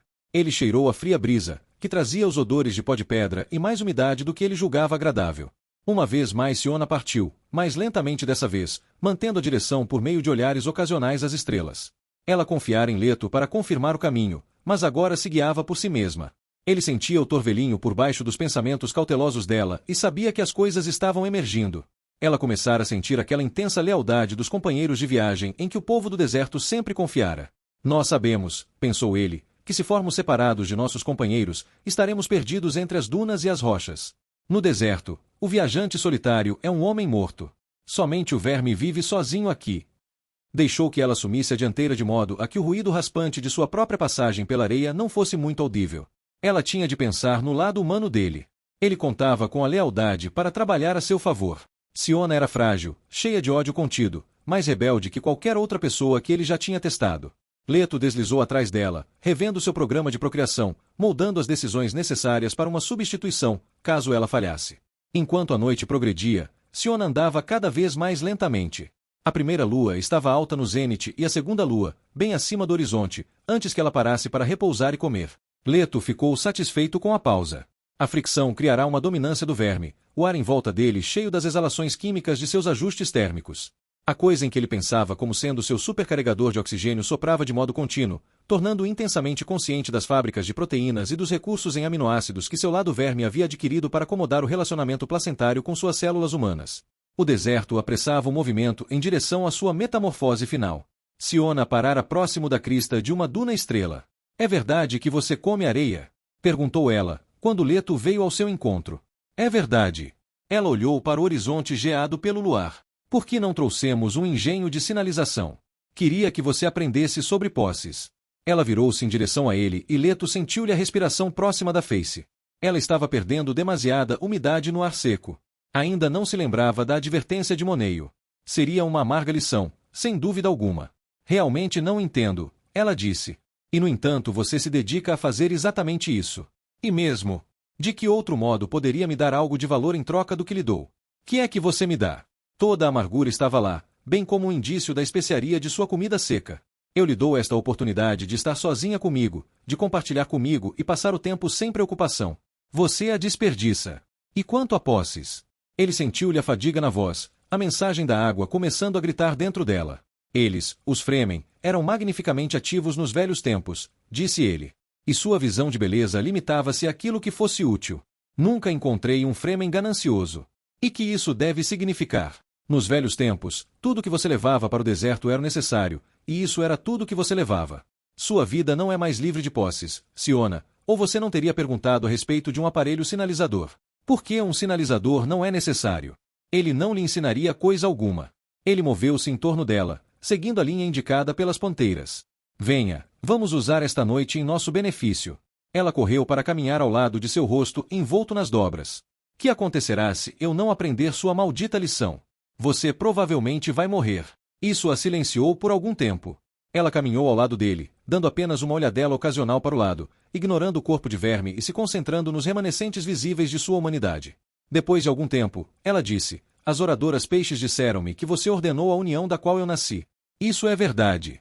Elas dizem que você mantém registros e que ordena esses cruzamentos entre Atreides visando seus próprios fins. Isso também é verdade. Então, a história oral está correta. Pensava que você acreditasse na história oral sem questionamentos. Ela, porém, encontrava-se numa única trilha. Que acontece se um de nós faz objeção quando você ordena uma união? Eu concedo ampla liberdade, desde que tenha as crianças que ordenei. Ordenou? Siona estava indignada. E o que eu faço? Você não pode esgueirar-se em cada quarto e nos seguir a cada minuto de nossas vidas. Como pode saber se suas ordens são obedecidas? Eu sei. Então sabe que não vou obedecê-lo. Está com sede, Siona? Ela se surpreendeu. O quê? Pessoas que têm sede falam de água, não de sexo. Ainda assim ela não colocou a máscara sobre a boca e Leto pensou, as paixões dos Atreides sempre correm desenfreadas, mesmo à custa da razão. 2 horas depois eles desceram das dunas para uma extensão de cascalho varrida pelos ventos. Leto avançou, Siona sempre ao lado dele. Ela olhava frequentemente para as ponteiras. Ambas as luas se encontravam baixas no horizonte e sua luz projetava longas sombras de cada pedra. De certo modo, Leto achava esses lugares mais fáceis de atravessar do que a areia. As rochas sólidas conduziam melhor o calor do que a areia. Ele podia achatar-se sobre as pedras e aliviar o funcionamento de suas fábricas químicas. Cascalho e mesmo pedras de bom tamanho não o detinham. Siona tinha mais problemas nesse terreno, contudo, e quase torceu o tornozelo várias vezes. As terras planas podiam ser um local muito difícil para os seres humanos desacostumados a elas, pensou Leto. Se eles ficassem junto do solo, viriam apenas uma grande vastidão vazia, um lugar estranho, especialmente sob a luz do luar, dunas à distância, uma distância que parecia não se modificar com o andar do viajante, nada em parte alguma, a não ser o vento aparentemente eterno, algumas rochas, e quando se olhava para cima, as estrelas implacáveis. Esse era o deserto do deserto. Foi aqui que a música dos Fremen adquiriu sua eterna solidão, disse ele. Não lá em cima, nas dunas. E aqui que você realmente aprende a pensar que o paraíso deve ser o som de água corrente e um alívio, qualquer que seja, para esse vento interminável. Nem mesmo isso a lembrou da máscara facial. Leto começou a se sentir desesperado. Amanhã os encontrou bem dentro da planura. Leto parou junto de 3 grandes pedras, empilhadas uma contra outra, uma delas mais alta que as suas costas. Siona inclinou-se sobre ele por um momento, gesto que de certo modo lhe restaurou as esperanças. Ela se afastou daí a pouco e subiu na pedra mais alta. Ele a observou virando-se lá em cima para examinar o panorama. Sem olhar, Leto já sabia o que ela estava vendo, areia soprada formando uma névoa sobre o horizonte que obscurecia o sol nascente. Quanto ao resto, haveria apenas a planície e o vento. A rocha estava fria embaixo dele, com o frio de uma manhã no deserto. O frio tornava o ar muito mais seco e ele achava isso mais agradável. Sem Siona, ele teria continuado a avançar, mas ela se encontrava visivelmente exausta. Inclinou-se sobre ele uma vez mais, assim que desceu da pedra, e passou quase um minuto antes que Leto percebesse que ela estava escutando. — Que está ouvindo? Perguntou ele. Ela respondeu, sonolenta, — há um ronco dentro de você. O fogo nunca se apaga de todo. Isso a interessou. Ela se afastou do seu lado e foi para frente a fim de lhe olhar o rosto. Fogo! Cada criatura viva tem um fogo em seu interior, alguns lentos, outros rápidos. O meu é mais quente que o da maioria. Ela se encolheu de frio. Então não está sentindo frio aqui? Não, mas posso ver que você está. Ele puxou sua face parcialmente para dentro da depressão formada pelas dobras da pele de truta da areia, produzindo assim uma cova no fundo do arco de seu primeiro segmento. E quase como se deitar em uma rede, ele disse, olhando para baixo. Se você se encolher aqui, vai se sentir quente. Sem hesitar, ela aceitou o convite. Mesmo tendo-a preparado para isso, Leto achou tocante a confiança dessa resposta. Tinha de lutar contra um sentimento de piedade muito mais forte do que qualquer outro que experimentara antes de conhecer Vi. Ali não poderia haver espaço para piedade, lembrou a si mesmo. Siona estava revelando claros indícios de que muito provavelmente iria morrer nesse lugar. Tinha de se preparar para o desapontamento. A moça cobriu o rosto com o braço, fechou os olhos e dormiu. Ninguém teve tantos passados como eu tive, ele se lembrou. Do ponto de vista humano, sabia que as coisas que fazia podiam parecer cruéis e insensíveis. Era forçado agora a se enrijecer, buscando apoio em suas memórias, deliberadamente selecionando erros do nosso passado comum. Esse acesso de primeira mão aos erros humanos era sua maior força agora. O conhecimento dos erros lhe proporcionava correções de longo prazo. Precisava estar constantemente consciente das consequências. Se as consequências eram ocultas ou perdidas, as lições estavam perdidas. Mas quanto mais perto ele chegava de se tornar um verme da areia, mais difícil se tornava tomar decisões que outros chamariam de desumanas. Houvera época em que ele fazia isso com toda facilidade. Agora, na medida em que sua humanidade lhe escapava, ele se sentia mais e mais tomado por preocupações humanas. Capítulo 43. No berço do nosso passado, deito-me de costas em uma caverna tão estreita que eu só poderia entrar nela fazendo contorções, não me arrastando. Lá, à luz dançante de uma tocha de resina, desenho no teto e nas paredes as criaturas que caço e as almas do meu povo. Como é esclarecedor sondar o passado através de um círculo perfeito, até aquela luta ancestral por um momento visível da alma. E o tempo inteiro vibra o chamado, aqui estou. Com a mente formada pelos gigantescos artistas que vieram depois, vejo as impressões digitais e os músculos fluidos desenhados sobre a rocha com carvão e nódoas vegetais. Como somos tão mais do que meros eventos mecânicos? E meu lado anticivil se pergunta, por que eles não querem deixar a caverna? Os diários roubado. O convite para encontrar Moneio em sua sala de trabalho chegou a Idarro no final da tarde. Durante o dia inteiro, Idarro ficará na rede, em seu alojamento, pensativo. Cada pensamento dirigia-se naturalmente para a facilidade com que Moneio o deixará esparramado no piso do corredor, naquela manhã. Você é apenas um modelo mais antigo. E a cada pensamento Idarro se sentia ainda mais diminuído. Sentia apagar-se a vontade de viver, deixando cinzas onde sua raiva se queimara até se esgotar. Sou apenas o recipiente de algum esperma útil e nada mais. Era um pensamento que convidava à morte ou ao hedonismo. Sentia-se empalado num espinho do acaso, com forças irritantes puxando de todos os lados. A jovem mensageira, em seu limpo uniforme azul, era apenas outra irritação. Ela entrou devido resposta baixa à sua batida na porta, e parou sob o portal em arco da antessala, hesitando até ter julgado o estado de espírito de Aidarro.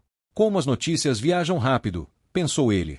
Ele havia ali, emoldurada pelo portal, uma projeção da essência das oradoras peixes, mais voluptuosa que algumas, mas não mais espalhafatosamente sensual.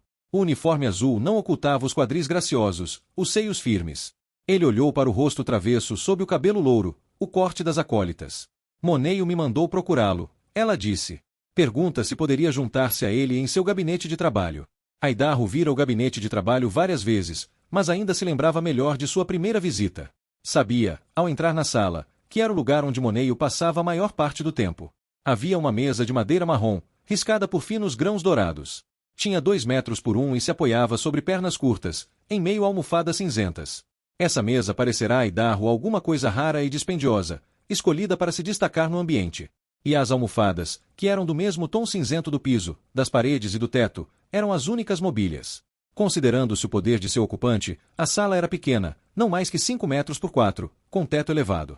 A luz penetrava por 2 janelas estreitas de vidro opaco, que se opunham uma à outra nas paredes. As janelas abriam-se a uma altura considerável, uma delas voltada para a fronteira noroeste do Sariere e a borda verde da Floresta Proibida, a outra fornecendo uma visão de sudoeste sobre as dunas ondulantes. Contraste. A mesa produzira uma nuance interessante em seu pensamento. A superfície parecerá-lhe um arranjo demonstrando a ideia de confusão. Finas folhas de papel de cristal pareciam espalhadas sobre a superfície, deixando apenas vislumbres da madeira granulada embaixo delas. Letras rebuscadas cobriam alguns dos papéis. Aidarro reconheceu palavras em galache e 4 outras línguas, inclusive um raro idioma transitório de Perte. Várias folhas de papel tinham desenhos e algumas estavam rabiscadas com pinceladas negras de escrita na caligrafia em negrito da Bene Gesserit. O mais interessante de tudo haviam sido 4 tubos brancos enrolados, com aproximadamente 1 metro de comprimento, impressos tridimensionais produzidos por um computador ilegal. Ele suspeitara de que o terminal do computador estivesse escondido atrás de um painel em uma das paredes. A jovem mensageira de Moneio pigarreou para tirar Aidarro de seu devaneio. Que resposta devo levar para Moneio? Perguntou. Aidarro focalizou a atenção no rosto dela. Gostaria que eu a fecundasse. Comandante. Ela estava obviamente chocada, não tanto pela sugestão, e sim pelo desvio do assunto. Ah, sim, disse Aidarro. Moneio. Que devemos dizer a Moneio? Ele aguarda sua resposta, comandante. Há realmente alguma importância na minha resposta? Moneio disse-me para informá-lo de que deseja conferenciar com o senhor e Lady Vi juntos. Aidarro sentiu um vago aumento de interesse. Vi está com ele. Ela foi chamada, comandante. A mensageira pigarreou uma vez mais. O comandante desejaria que eu viesse aqui mais tarde, esta noite? Não, obrigado. Mudei de ideia. Ele achou que ela ocultara bem seu desapontamento, mas a voz escapou rigidamente formal. Devo dizer a Moneio que vai atender seu chamado? Faça isso. Ele acenou para que ela se afastasse. Depois que ela tinha saído, ele considerou a possibilidade de simplesmente ignorar a convocação. Mas a curiosidade crescia dentro dele. Moneio queria falar-lhe na presença de Vi? Por quê? Será que ele pensava que isso traria Aidarro correndo? Engoliu em seco. Quando pensava em Vi, o vazio em seu peito se tornava total. Essa mensagem não podia ser ignorada. Alguma coisa de terrível poder o mantinha ligado a Vi. Levantou-se, os músculos rígidos depois do longo tempo inativos. A curiosidade e a força de ligação com Vi o impeliam. Saiu para o corredor, ignorando os olhares curiosos das guardas que passavam, e seguiu aquela constrangedora pressão interior até a sala de Moneio. Vi já estava lá, defronte à mesa atulhada de Moneio. Seus pés, calçando chinelos vermelhos, dobravam-se na almofada cinzenta sobre a qual ela se sentava. Aidarro só percebeu que ela usava um longo vestido marrom, com um cinturão de pano verde trançado. Então ela se voltou em sua direção e ele só pôde notar-lhe o rosto. A boca que formava seu nome mesmo sem pronunciá-lo. Até ela ouviu, pensou ele. Estranhamente, esse pensamento lhe dava forças. Os pensamentos desse dia começavam a tomar novas formas em sua mente. Por favor, sente-se, Duncan, disse Moneio. Ele indicou uma almofada ao lado de Vi. Sua voz tinha um tom pausado, curioso, que poucas pessoas além de Leto já haviam notado. Ele mantinha o olhar voltado para baixo, em direção à superfície abarrotada de sua mesa. A luz baixa do sol do fim da tarde lançava uma sombra parecida com uma aranha vinda do peso de papel dourado, em forma de árvore, com fruto feito de joias, tudo montado numa montanha de cristal-fogo. Aidarro sentou-se na almofada indicada, observando o olhar de Vi seguindo até que estivesse sentado. Ela então olhou para Moneio e ele julgou ver ódio na expressão dela. O costumeiro uniforme branco de Moneio estava aberto na gola, revelando um pescoço enrugado e uma ligeira papada. Aidarro olhou nos olhos do homem, preparado para esperar, forçando Moneio a abrir a conversa. Moneio devolveu-lhe o olhar, notando que Aidarro ainda usava o uniforme negro de seu encontro com ele essa manhã. Havia até mesmo um pequeno sinal de sujeira na frente, lembrando o corredor onde Moneio o derrubara. Mas Aidarro não usava mais a velha faca Atreides. Isso perturbou Moneio. O que fiz esta manhã foi imperdoável, disse Moneio. Portanto, não vou lhe pedir que me perdoe.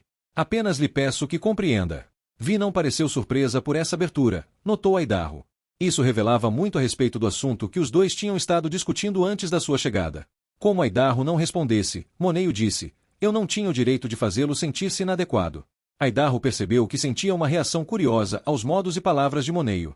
Ainda havia o sentimento de estar sendo manobrado e superado, de estar muito longe do seu tempo, mas não mais suspeitava de que Moneio pudesse estar brincando com ele. Alguma coisa havia reduzido o majordomo a um arenoso substrato de honestidade. Essa percepção colocava o universo de Leto, o erotismo mortal das oradoras peixes, a inegável candura de Vi, tudo, num novo relacionamento, uma forma que Aidarro sentia entender. Era como se os três nessa sala fossem os últimos seres humanos verdadeiros em todo o universo. Ele falou com um sentimento de amarga autodepreciação. Você tinha todo o direito de se proteger quando o ataquei. Satisfaz-me que seja tão capaz. Aidarro virou-se para Vi, mas, antes que ele pudesse falar, Moneio disse, você não precisa me defender. Creio que o desprazer que ela sente com relação a mim é totalmente irredutível. Aidarro sacudiu a cabeça. Será que todo mundo aqui sabe o que vou dizer antes que eu o diga, o que eu vou sentir antes que eu o sinta? É uma de suas qualidades mais admiráveis, disse Moneio. Não ocultar seus sentimentos. Nós, ele encolheu os ombros, somos necessariamente mais circunspectos. Aidarro olhou para Vi. Ele fala por você. Ela colocou a mão sobre a de Aidarro. Eu falo por mim mesma. Moneio esticou o pescoço para olhar as mãos unidas, depois afundou em sua almofada com um suspiro. Vocês não devem fazer isso. Aidarro segurou a mão dela com mais força, sentindo a resposta. Antes que um de vocês pergunte, disse Moneio, minha filha e o Imperador Deus ainda não voltaram do teste. Aidarro sentiu o esforço que era exigido de Moneio para falar calmamente. Vi também percebeu. É verdade o que dizem as oradoras peixes? Perguntou ela. Siona morre se fracassar. Moneio permaneceu em silêncio, mas seu rosto era como rocha. É como o teste da Bene Gesserit? Perguntou Aidarro. O Muad'Dib disse que a Irmandade faz um teste para descobrir se você é humano. As mãos de Vi começaram a tremer. Aidarro sentiu e olhou para ela. Elas testaram você? Não, disse Vi. Mas ouvi as jovens falando a respeito. Elas dizem que você deve suportar a agonia sem perder o senso de identidade. Aidarro voltou a atenção para Moneio, notando o princípio de um tique nervoso ao lado do olho esquerdo do majordomo. Moneio, disse Aidarro num suspiro, dominado por uma súbita compreensão, ele testou você. Não desejo discutir testes, respondeu Moneio. Estamos aqui para decidir o que deve ser feito com relação a vocês dois. Não pode deixar isso por nossa conta? Perguntou Aidarro. Ele sentia a mão de Vi tornando-se escorregadia com a transpiração. É da conta do Imperador Deus, respondeu Moneio. Mesmo que Siona falhe, indagou Aidarro. Principalmente se ela falhar. Como foi que ele o testou? Perguntou Aidarro. Ele me mostrou um pequeno vislumbre de como é ser o Imperador Deus. E eu vi tanto quanto sou capaz de ver. As mãos de Vi comprimiram convulsivamente as de Aidarro. Então é verdade que você um dia foi um rebelde, disse Aidarro. Comecei com amor e preces, disse Moneio. Depois mudei para ódio e rebelião. E fui transformado no que vê diante de você. Reconheço o meu dever e o cumpro. Que ele fez com você? Quis saber Aidarro. Declamou para mim a prece da minha infância. Eu dou minha vida em dedicação à glória maior de Deus. Moneio falou numa voz meditativa. Aidarro notou a imobilidade de Vi, seu olhar fixo no rosto de Moneio. No que ela estaria pensando? Eu admiti que essa tinha sido a minha prece, continuou Moneio. E o Imperador Deus me perguntou o que eu daria se minha vida não fosse o bastante. Ele gritou para mim, que é a sua vida quando você guarda uma dádiva muito maior. Vi mexeu afirmativamente a cabeça, mas Aidarro apenas se sentiu ainda mais confuso. Ouvi a verdade na voz dele, disse Moneio. Você é um revelador da verdade? Perguntou Vi. Sob a força do desespero, sim, disse Moneio. Mas só nesse caso. Eu lhe juro que ele me falou a verdade. Alguns Atreides tinham o poder da voz, murmurou Aidarro. Moneio sacudiu a cabeça. Não, era verdade. Ele me disse, olho para você agora e se pudesse verteria lágrimas. Considere o desejo como um ato. Vi inclinou-se para diante, quase tocando a mesa. Ele não pode chorar. Vermes da areia, sussurrou Aidarro. O quê? Vi virou-se em direção a ele. Os Fremen matavam os vermes da areia com água, disse Aidarro. Com o afogamento, produziam a essência de especiaria para suas orgias religiosas. Mas Lord Leto ainda não é totalmente um verme da areia, observou Moneio. Vi inclinou-se para trás em sua almofada e olhou para Moneio. Aidarro comprimiu os lábios, pensando. Teria Leto a inibição dos Fremen em relação às lágrimas? Como os Fremen sempre se admiravam do desperdício de umidade. Dar água aos mortos. Moneio voltou-se para Aidarro. Eu tinha esperanças de que você pudesse ser levado a um entendimento. Lord Leto disse, você e Vi devem separar-se e nunca mais ver um ao outro. Vi soltou a mão de Aidarro. Nós sabemos. Aidarro disse com resignada amargura. Nós conhecemos seu poder. Mas não o compreendem, disse Moneio. Eu não desejo mais do que isso, disse Vi. Ela colocou a mão sobre o braço de Aidarro para silenciá-lo. Não, Duncan. Nossos desejos particulares não têm lugar aqui. Talvez você devesse orar a ele, disse Aidarro. Ela virou-se e olhou para ele, fitando até que Aidarro baixasse a cabeça. Quando ela falou, sua voz tinha um tom musical que ele nunca ouvira antes. Meu tio Malky sempre me dizia que Lord Leto nunca respondeu a uma prece. Ele dizia que Lord Leto via na prece uma tentativa de coerção, uma forma de violência contra o Deus escolhido, dizendo ao imortal o que fazer. Dê-me um milagre, Deus, ou não acreditarei no Senhor. Prece como o Bris, disse Moneio. Intercessão sobre uma demanda. Como ele pode ser um Deus? Retrucou Aidarro. Como ele próprio admitiu, não é imortal. Eu citarei Lord Leto a esse respeito, disse Moneio. Eu sou todos os deuses que precisam ser vistos. Eu sou a palavra convertendo-se em milagre. Eu sou todos os meus ancestrais. Não será isso um milagre suficiente? Que mais vocês poderiam querer? Pergunte a si mesmo, onde existe um milagre maior? Palavras vazias, zombou Aidarro. Também lhe disse isso, replicou Monco. Devolvi-lhe suas próprias palavras da história oral. Dê para a glória maior de Deus. Vi ficou boquiaberta. Ele riu de mim, disse Monco. Riu e me perguntou como eu poderia dar o que já pertencia a Deus. Você ficou furioso? Indagou Vi. Oh, sim. Ele percebeu e disse que iria me mostrar como contribuir para a glória. Ele disse, você pode observar que é, em cada detalhe, um milagre tão grande quanto eu. Moneio virou-se, olhando para a janela à sua esquerda. Temo que minha raiva me fizesse surdo e eu estivesse totalmente despreparado. Oh, ele é muito hábil, disse Aidarro. Hábil? Moneio olhou para ele. Não creio, não no sentido em que você diz. Acho que Lord Leto não é mais hábil do que eu nesse sentido. Despreparado para quê? Perguntou Vi. Para me arriscar, respondeu Moneio. Mas você arriscou muito com sua raiva, ela disse. Não tanto quanto ele. Eu vejo em seus olhos, Vi, que você compreende isto. O corpo dele lhe causa repugnância. Agora não, respondeu ela. Aidarro trincou os dentes de frustração. Ele me enoja. Amor, não deve dizer essas coisas, disse Vi.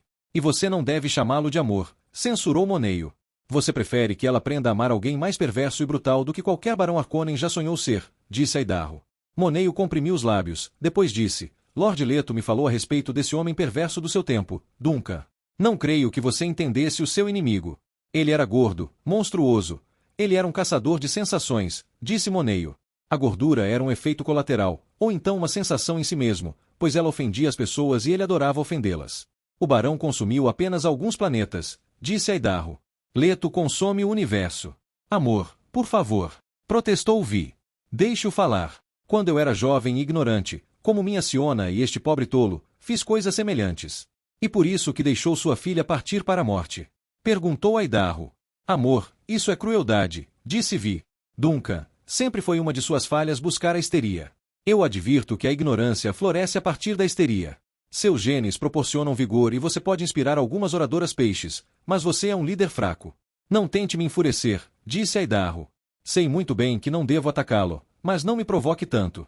Vi tentou segurar a mão de Aidarro, mas ele a retirou. Conheço o meu lugar, ele disse. Sou um útil seguidor e posso carregar a bandeira dos Atreides. O verde e o negro estão em minha alma. Os indignos mantêm o poder promovendo a histeria, disse Moneio. A arte dos Atreides é a arte de governar sem histeria, a arte de ser responsável pelos usos do poder. Aidarro levantou-se num ímpeto. Quando é que o seu imperador Deus já foi responsável por alguma coisa? Moneio olhou para a mesa abarrotada e falou sem voltar os olhos para cima. Ele é responsável pelo que fez a si mesmo.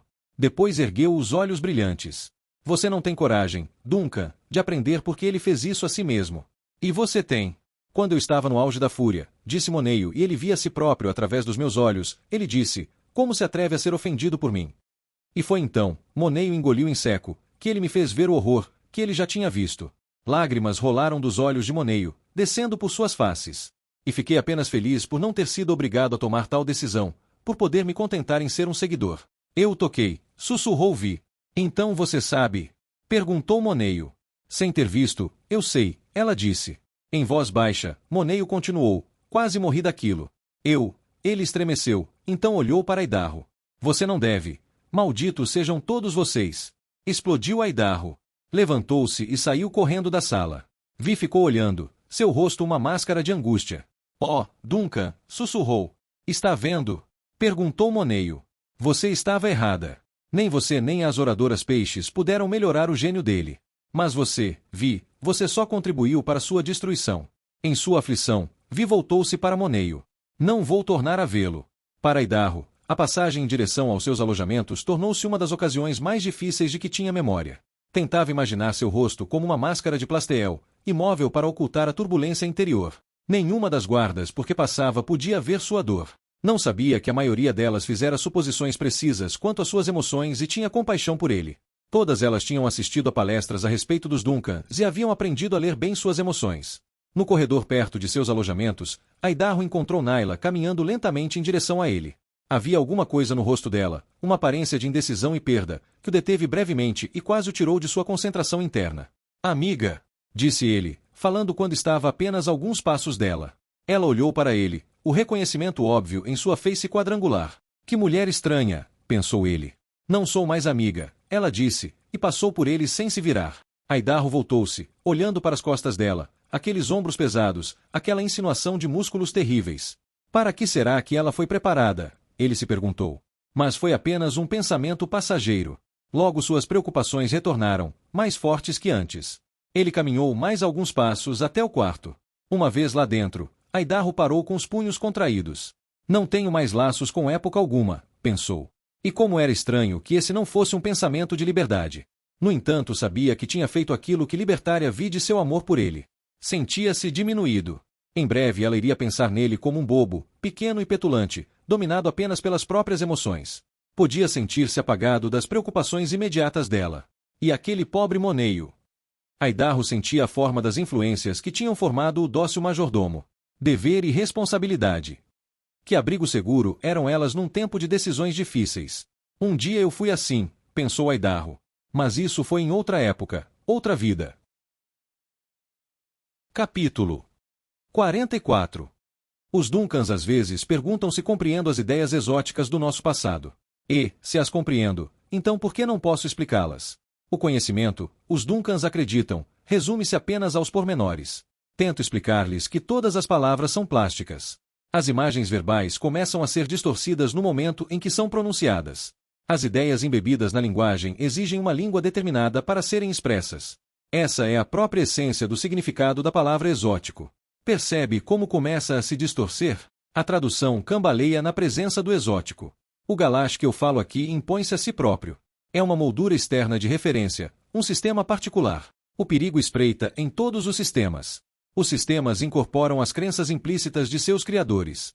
Adote um sistema, aceite suas crenças, e você ajudará a reforçar a resistência à mudança. Servir-me-á de algum modo dizer aos Duncans que não existem linguagens para certas coisas.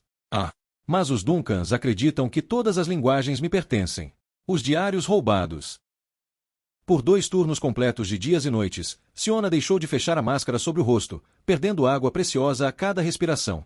Foi necessária a advertência dos Fremen às crianças antes que ela se lembrasse das palavras de seu pai. Leto falará com ela finalmente, no frio da 3ª manhã da travessia, quando eles pararam à sombra de uma rocha na planura varrida pelos ventos do ergue. Guarde cada fôlego, cada suspiro, pois ele carrega o calor e a umidade da sua vida. Sabia que passariam mais 3 dias e 3 noites no ergue antes de alcançarem água. Agora era a 5ª manhã desde a partida da torre da pequena cidadela. Eles haviam avançado sobre montes rasos de areia durante a noite. Não eram dunas, mas dunas podiam ser vislumbradas adiante, e até mesmo os remanescentes da cordilheira Bânia eram uma linha fina e quebrada, vislumbrada na distância, desde que se soubesse para onde olhar. Agora, Siona tirava a máscara facial apenas para falar claramente. E falava com lábios negros, que sangravam. Ela tem a sede dos desesperados, pensou Leto enquanto deixava os sentidos sondarem as cercanias. Logo chegará ao momento de crise. Seus sentidos lhe diziam que ainda se encontravam sozinhos na extremidade da planície. A aurora estava a apenas alguns minutos no passado. A luz baixa criava barreiras de reflexo na areia, as quais ondulavam, erguiam-se e caíam no vento incessante. Seus sentidos filtraram o vento para que pudesse ouvir outras coisas: a respiração pesada de Siona, o escorrer da areia nas rochas ao lado, seu próprio corpo pesado friccionando uma fina cobertura de areia. Siona puxou a máscara facial, mas a manteve segura para uma rápida recolocação. Quanto tempo até encontrarmos água? 3 noites. Existe alguma direção melhor para seguirmos? Não. Ela passará a apreciar a economia Fremen como informação importante. Bebeu avidamente as poucas gotas em sua bolsa recolhedora. Leto reconheceu a mensagem nos movimentos dela, gestos familiares para Fremen in extremis. Siona estava agora totalmente consciente de uma experiência comum entre seus ancestrais, o Pati, a sede à beira da morte. As poucas gotas no bolsão de recolhimento do traje se haviam acabado. Ele a ouviu sugando o ar. Siona recolocou a máscara e falou com a voz abafada. Não vou conseguir, vou? Leto olhou para os olhos dela, vendo aquela clareza de pensamentos trazida pela proximidade da morte, uma consciência penetrante, raramente conseguida de outro modo. Isso ampliava apenas o que era necessário à sobrevivência. Sim, ela estava bem dentro do T da Riagrime, a agonia que abre a mente. Logo estaria tomando aquela decisão final que acreditava já ter sido assumida. Leto reconhecia pelos indícios que era preciso tratar Siona com extrema cortesia. Ele teria que responder cada pergunta com candura, porque cada pergunta traria um julgamento. Vou. Insistiu ela. Ainda havia um resto de esperança em seu desespero. Nada é certo, ele disse. Isso jogou-a no desespero. Não fora essa a intenção de Leto, mas ele sabia que isso acontecia com frequência. Uma reação precisa, embora ambígua, era reconhecida como a confirmação dos temores mais profundos da pessoa. Ela suspirou.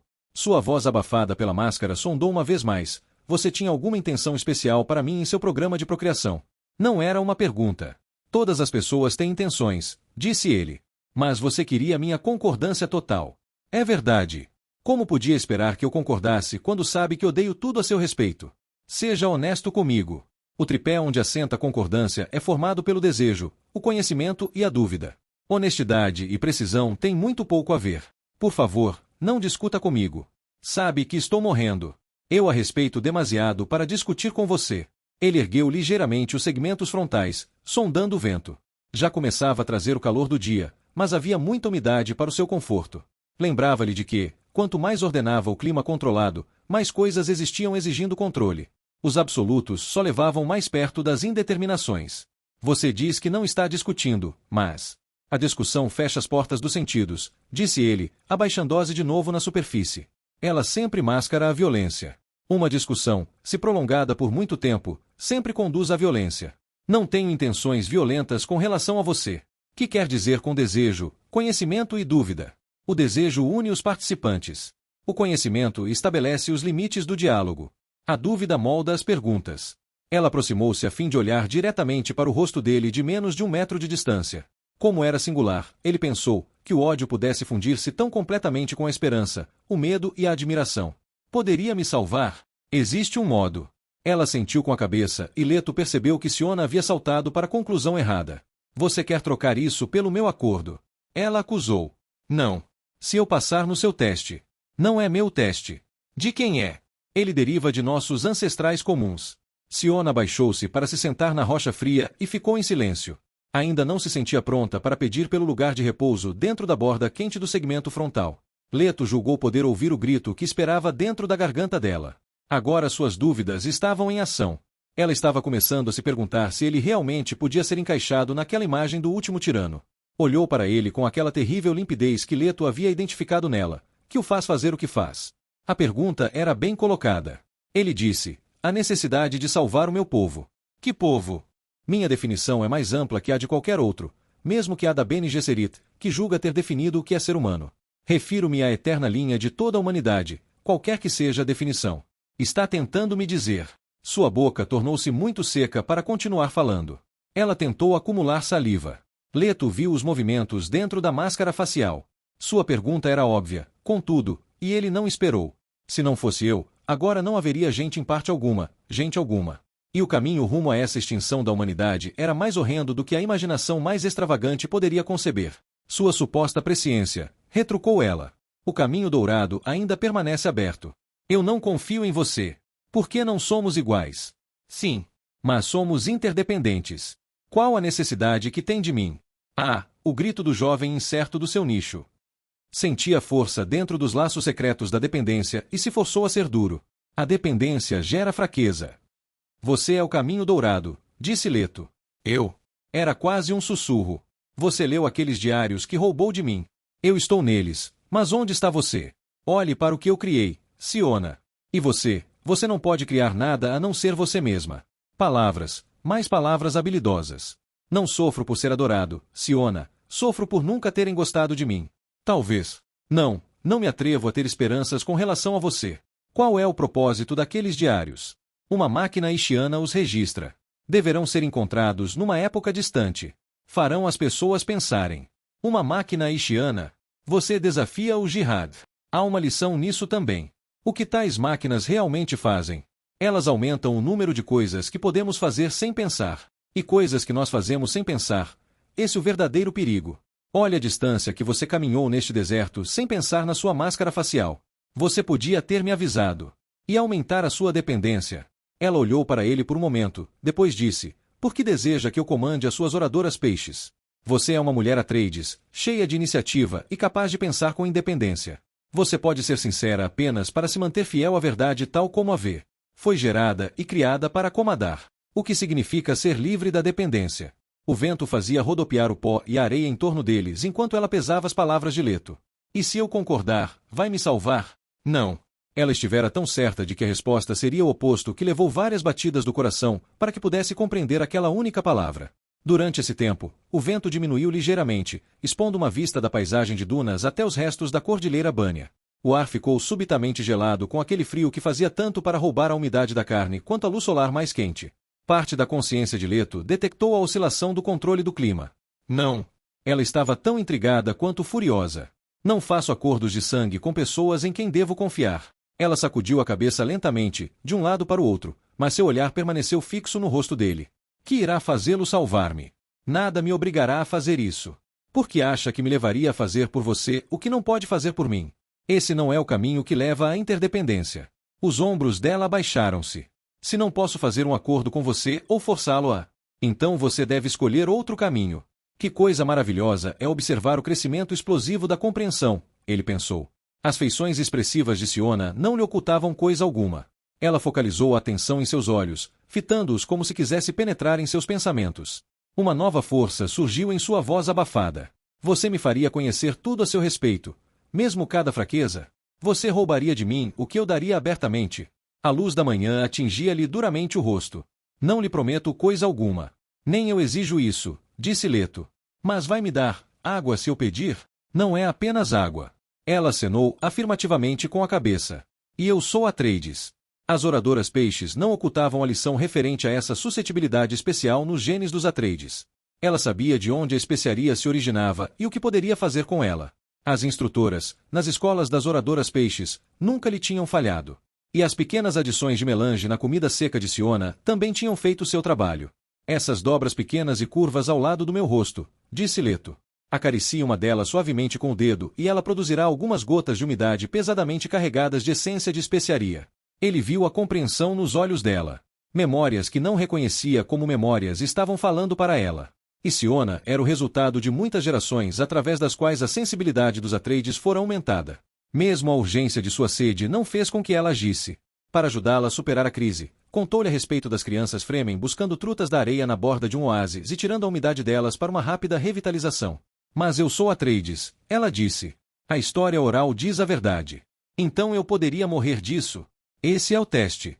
Você me transformaria numa verdadeira Fremen. De que outro modo você poderia ensinar seus descendentes a sobreviverem aqui depois que eu tiver partido? Ela tirou a máscara e colocou o rosto a um palmo de distância do dele. Um dedo se ergueu e tocou uma das dobras curvas do capuz de truta da areia. Coce suavemente, ele disse. A mão obedeceu, não à voz dele, mas alguma coisa de dentro de Siona.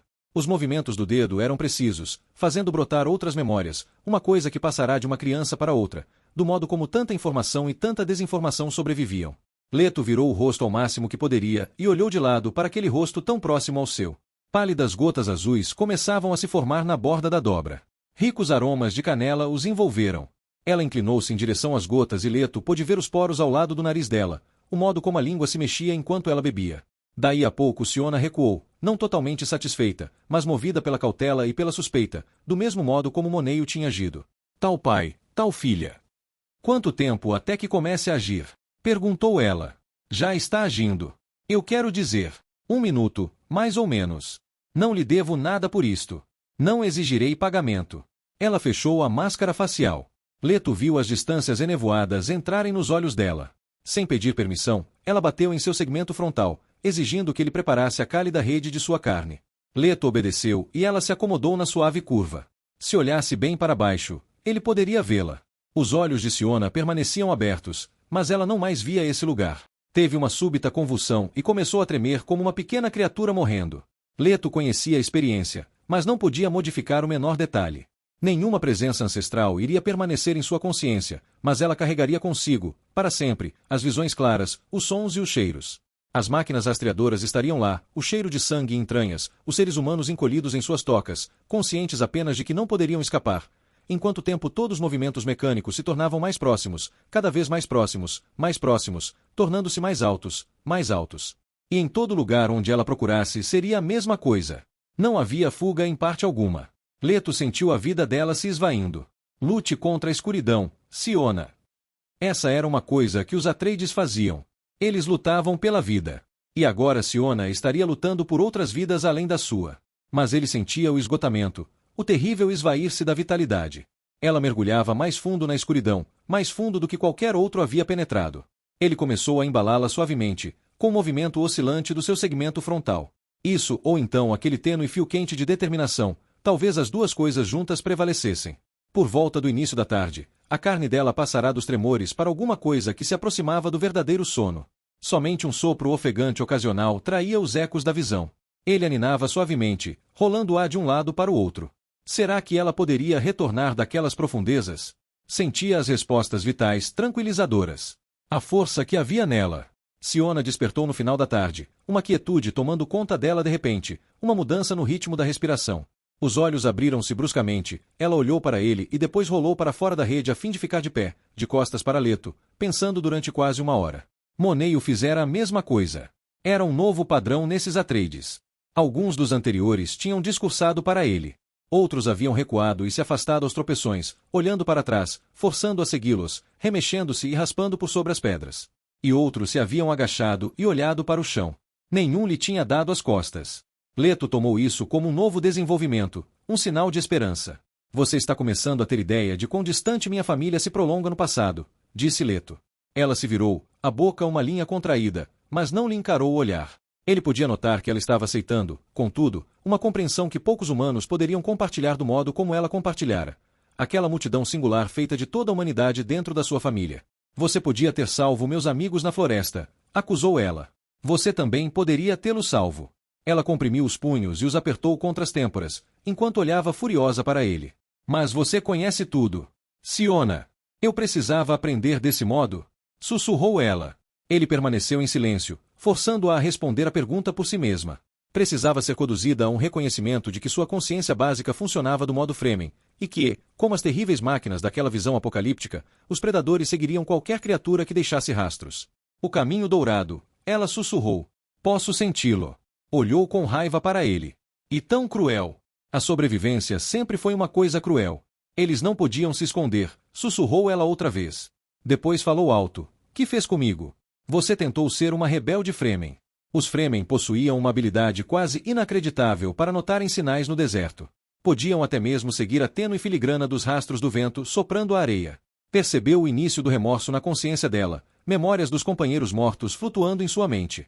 Falou rapidamente, sabendo que a culpa logo iria passar, seguida de um ódio contra ele. Você teria acreditado se eu apenas a tivesse trazido aqui e lhe contado. O remorso ameaçou dominá-la. Ela abriu a boca por baixo da máscara numa expressão de espanto. Você ainda não sobreviveu ao deserto, lembrou ele. Lentamente, os tremores dela se controlaram. Os instintos Fremen que colocará em ação exerciam sua moderação habitual. Vou sobreviver, ela disse. E encarou o olhar dele. Você nos lê através de nossas emoções, não é? Aquilo que acende o pensamento, respondeu ele. Posso reconhecer a mais tênue nuance comportamental a partir de suas origens emocionais. Ele a viu aceitar sua própria nudez do modo como Monet o havia aceito, com medo e ódio. Não tinha muita importância. Sondou o tempo adiante deles. Sim, ela iria sobreviver ao deserto porque suas trilhas estavam na areia ao lado dele, mas não viu indícios da carne dela naqueles rastros. Um pouco além dos rastros de Siona, contudo, ele viu uma súbita abertura onde coisas haviam sido ocultas. O grito de morte de Antiac ecoou em sua consciência presciente, e o enxame de oradoras peixes atacando. Mal que vem vindo, pensou ele. Nós nos encontraremos novamente, Mal que e eu. Leto abriu os olhos exteriores e viu Siona ainda olhando furiosa para ele. Eu ainda o odeio. Ela disse. Você odeia a crueldade necessária do predador. Ela falou com uma exaltação maligna, mas eu vi outra coisa. Você não pode seguir meus rastros. O motivo para você preservar e transmitir isto. Enquanto ele falava, começou a chover. A súbita penumbra da nuvem e o cair da água atingiram-nos simultaneamente.